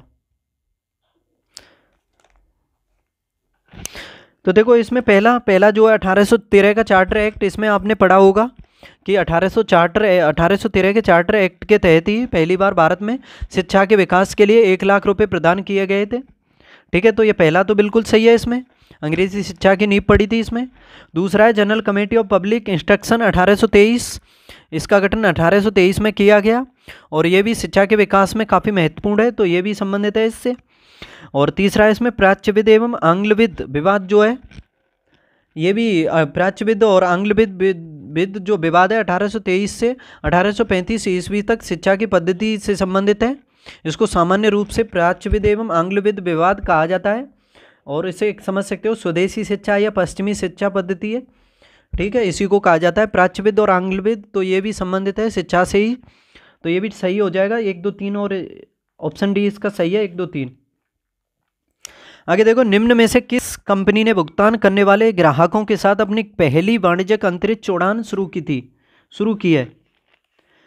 किस कंपनी ने भुगतान करने वाले ग्राहकों के साथ अपनी पहली वाणिज्यिक अंतरिक्ष उड़ान? Virgin galactic, knowing, general dynamics और लॉकहीड मार्टिन? तो देखो इसका सही जवाब हो जाएगा ऑप्शन ए, वर्जिन गैलेक्टिक जो कंपनी है इसने भुगतान करने वाले ग्राहकों के साथ पहली वाणिज्यिक अंतरिक्ष उड़ान शुरू की है। और यह जो उड़ान कंपनी है इसमें तकरीबन ये जो उड़ान कंपनी की 6ठी पायलट युक्त अंतरिक्ष उड़ान थी जो अभी हाल ही में की गई है। इसमें 3 यात्री गए थे जो इतालवी यात्री थे, वायुसेना के सदस्य थे वो सभी। ठीक है, तो काफ़ी महत्वपूर्ण है ये। इसका सही जवाब हो जाएगा ऑप्शन ए। विश्व स्तनपान सप्ताह 2023 का विषय निम्न में से क्या था जो प्रतिवर्ष 1 से 7 अगस्त तक मनाया जाता है? स्तनपान सप्ताह जो है 2023 का, इसका मुख्य विषय पूछा है जो 1 से 7 अगस्त तक मनाया जाता है 2023 के का। देखो 2023 में जो विश्व स्तनपान सप्ताह मनाया गया है इसका जो मुख्य विषय है, आइए स्तनपान कराएं और काम करें, काम करें। ये सही जवाब हो जाएगा इसका ऑप्शन डी। आइए स्तनपान कराएं और काम करें, ऑप्शन डी। Question number 44। दोस्तों काफ़ी प्रतिशत महत्वपूर्ण होते हैं, काफ़ी यूजफुल क्वेश्चंस होते हैं इसमें। अगर आपको इसके बारे में पीडीएफ या और कुछ अच्छे से अच्छे जीके के क्वेश्चन चाहिए तो टेलीग्राम चैनल है M2M क्लासेस, उस पर मिलते हैं, उसको ज्वाइन कर सकते हो आप। ठीक है, चैनल को सब्सक्राइब कर लो और शेयर भी कर दो सभी के बीच, क्योंकि मैं आपके लिए इतनी मेहनत करता हूं तो आपको चैनल को सब्सक्राइब तो करना बनता है। ठीक है, पहला देखो इसमें पारिस्थितिकी तंत्र में तत्वों के चक्रण को जैव भूरासायनिक चक्र कहा जाता है। पारिस्थितिकी तंत्र में तत्वों के चक्रण को देखो पारिस्थितिकी तंत्र में देखोगे आप तो विभिन्न घटकों से ऊर्जा का जो स्थानांतरण होता है वही जैव भूरासायनिक चक्र कहलाता है। यानी जो पारिस्थितिकी तंत्र है उसके विभिन्न घटकों से होकर के पोषक तत्वों का जो गुजरना होता है उसी को हम जैव भूरासायन चक्र कहते हैं। पोषक तत्वों का विभिन्न घटकों से होकर के गुजरना क्या कहलाता है? जैव भूरासायन चक्र। तो पहला देखो इसमें पारिस्थितिकी तंत्र में तत्वों के चक्रण को जैव भूरासायन चक्र कहते हैं और कारण है जैव रासायनिक चक्र में तत्व जीवीय घटक से अजीवीय घटक में तथा अजीवीय घटक से जीवीय घटक में पहुंच जाते हैं। तो इसमें कौन सा सही होगा? देखो ये दोनों ही सही हैं। जैव भूरासायनिक चक्र में चक्रण के माध्यम से तत्व जीवीय घटक से अजीवीय घटक में स्थानांतरित व परिवर्तित होते हैं और इसमें तत्वों का चक्रण होता है, और जैव रासायनिक जो चक्रों में तत्वों का खंडन, विघटन और अपघटन ये सभी शामिल हैं। तो समझ सकते हो ये दोनों ही सही हैं, और ये इसकी व्याख्या भी करता है। तो इसका सही जवाब हो जाएगा ऑप्शन ए। सूर्य से आने वाली हानिकारक पराबैंगनी विकिरण कारण हो सकती है किसका? जो ओजोन परत है इन पराबैंगनी किरणों को रोकती है, तो अगर ये डायरेक्ट पृथ्वी पर आएंगी तो ये किसका कारण हो सकती है? यकृत कैंसर का, मस्तिष्क कैंसर का, मुखीय कैंसर का, या त्वचीय कैंसर का? तो देखो शरीर का जो सबसे बाहरी अंग होता है वो त्वचा होता है, तो सबसे पहले तो वो त्वचा पर ही पड़ेंगी। तो समझ सकते हो पराबैंगनी जो विकिरण आता है उससे आने से महत्वपूर्ण कारण होगा त्वचीय कैंसर का, यानी त्वचा का कैंसर हो जाएगा। क्वेश्चन नंबर 46, निम्नलिखित युग्मों में कौन सही सुमेलित नहीं है? पहला है इसमें नौक्रेक जीवमंडल रिजर्व क्या मेघालय में है नौक्रेक? तो देखो पहला सही सुमेलित है। दूसरा है लोकटक झील मणिपुर में है। काबुल नामजाओ जो तैरता हुआ राष्ट्रीय उद्यान है वो इसी में है, लोकटक झील में। ठीक है, याद रखना, ताजे पानी की है ये। और नामदफा राष्ट्रीय उद्यान ये अरुणाचल प्रदेश में पड़ता है। कोल्ड डेजर्ट क्या राजस्थान में? राजस्थान में क्या कोल्ड है? राजस्थान तो काफ़ी गर्म है, तो ये कैसे हो जाएगा? ठीक है, तो इसका सही जवाब होगा ये हिमाचल प्रदेश में है, ना कि आंध्र उसमें राजस्थान में। ठीक है, और जवाब भी यही हो जाएगा ऑप्शन डी। आगे देखते हैं क्वेश्चन नंबर 47, नगर पालिका के संबंध में निम्नलिखित कथनों पर विचार कीजिए। पहला इसमें नगर पालिका सदस्य निर्वाचित होने के लिए वही योग्यता होनी चाहिए जो योग्यता राज्य विधानमंडल में निर्वाचन के लिए होती है। बताइए, क्या ये जरूरी है कि नगर पालिका सदस्य निर्वाचित होने के लिए वह वही योग्यता होनी चाहिए जो योग्यता राज्य निर्वाचन मंडल में निर्वाचन के लिए होती है? देखो ये पहला तो गलत है। क्यों गलत है इसके बारे में बताऊं कि नगर पालिका में जो निर्वाचित होते हैं उनके लिए जो न्यूनतम आयु की सीमा है वो 21 वर्ष है नगर पालिका में। ठीक है, कितनी है? 21 वर्ष।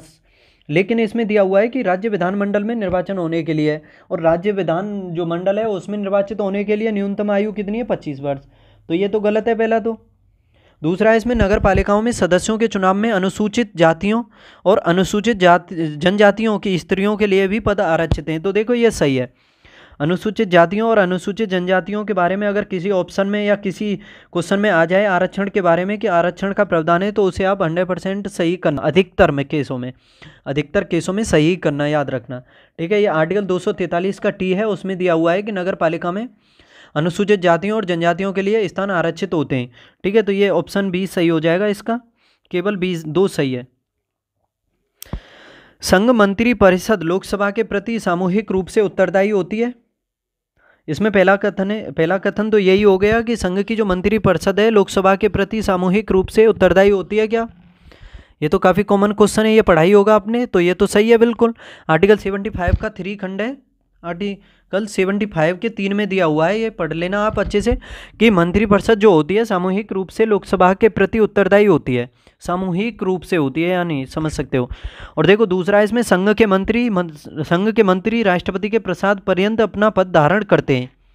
ठीक है, तो देखो ये भी सही है। 75 का 2 जो 2 है, 75 का 2 उसमें दिया हुआ है कि जो संघ के यानी जो मंत्रिपरिषद है उसके जो मंत्री होते हैं वो राष्ट्रपति के प्रसाद पर्यंत पद धारण करते हैं, यानी जो मंत्रिपरिषद है वो राष्ट्रपति के पर्यंत पद धारण करती है। लेकिन ये जरूर पद धारण करती है, लेकिन जब तक बहुमत है तो तब तक राष्ट्रपति उन्हें हटा नहीं सकता है, जब तक उस पार्टी का, याद रखना।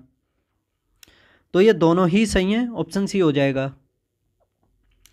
आईआईटी मद्रास द्वारा विकसित नाम क्या है स्वदेशी मोबाइल ऑपरेटिंग सिस्टम का? जो स्वदेशी मोबाइल ऑपरेटिंग सिस्टम है जो आईआईटी मद्रास ने विकसित किया है उसका नाम पूछा है।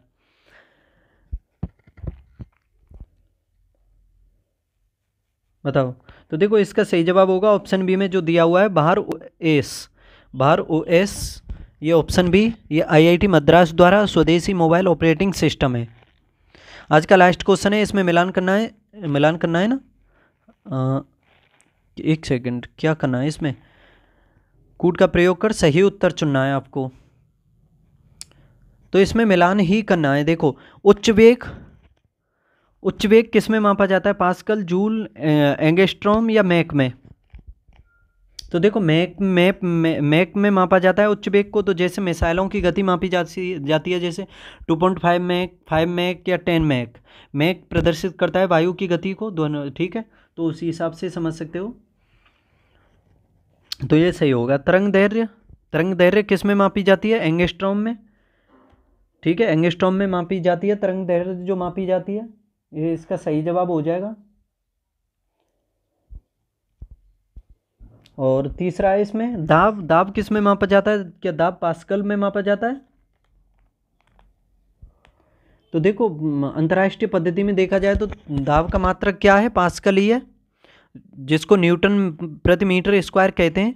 न्यूटन प्रति मीटर स्क्वायर भी कहते हैं, उसी के बराबर होता है जो दाब होता है। और इसका सही जवाब हो जाएगा,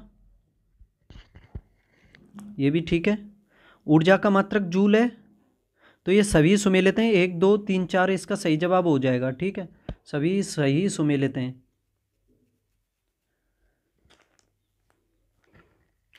तो दोस्तों इस तरह से ये प्रैक्टिस सेट नंबर 23 कंप्लीट होता है। आगे मिलेंगे फिर अगले प्रैक्टिस सेट के साथ। तब तक पढ़ते रहो, हंसते खेलते कुलते मुस्कुराते रहो। चैनल को सब्सक्राइब कर लो, लाइक शेयर भी कर दो।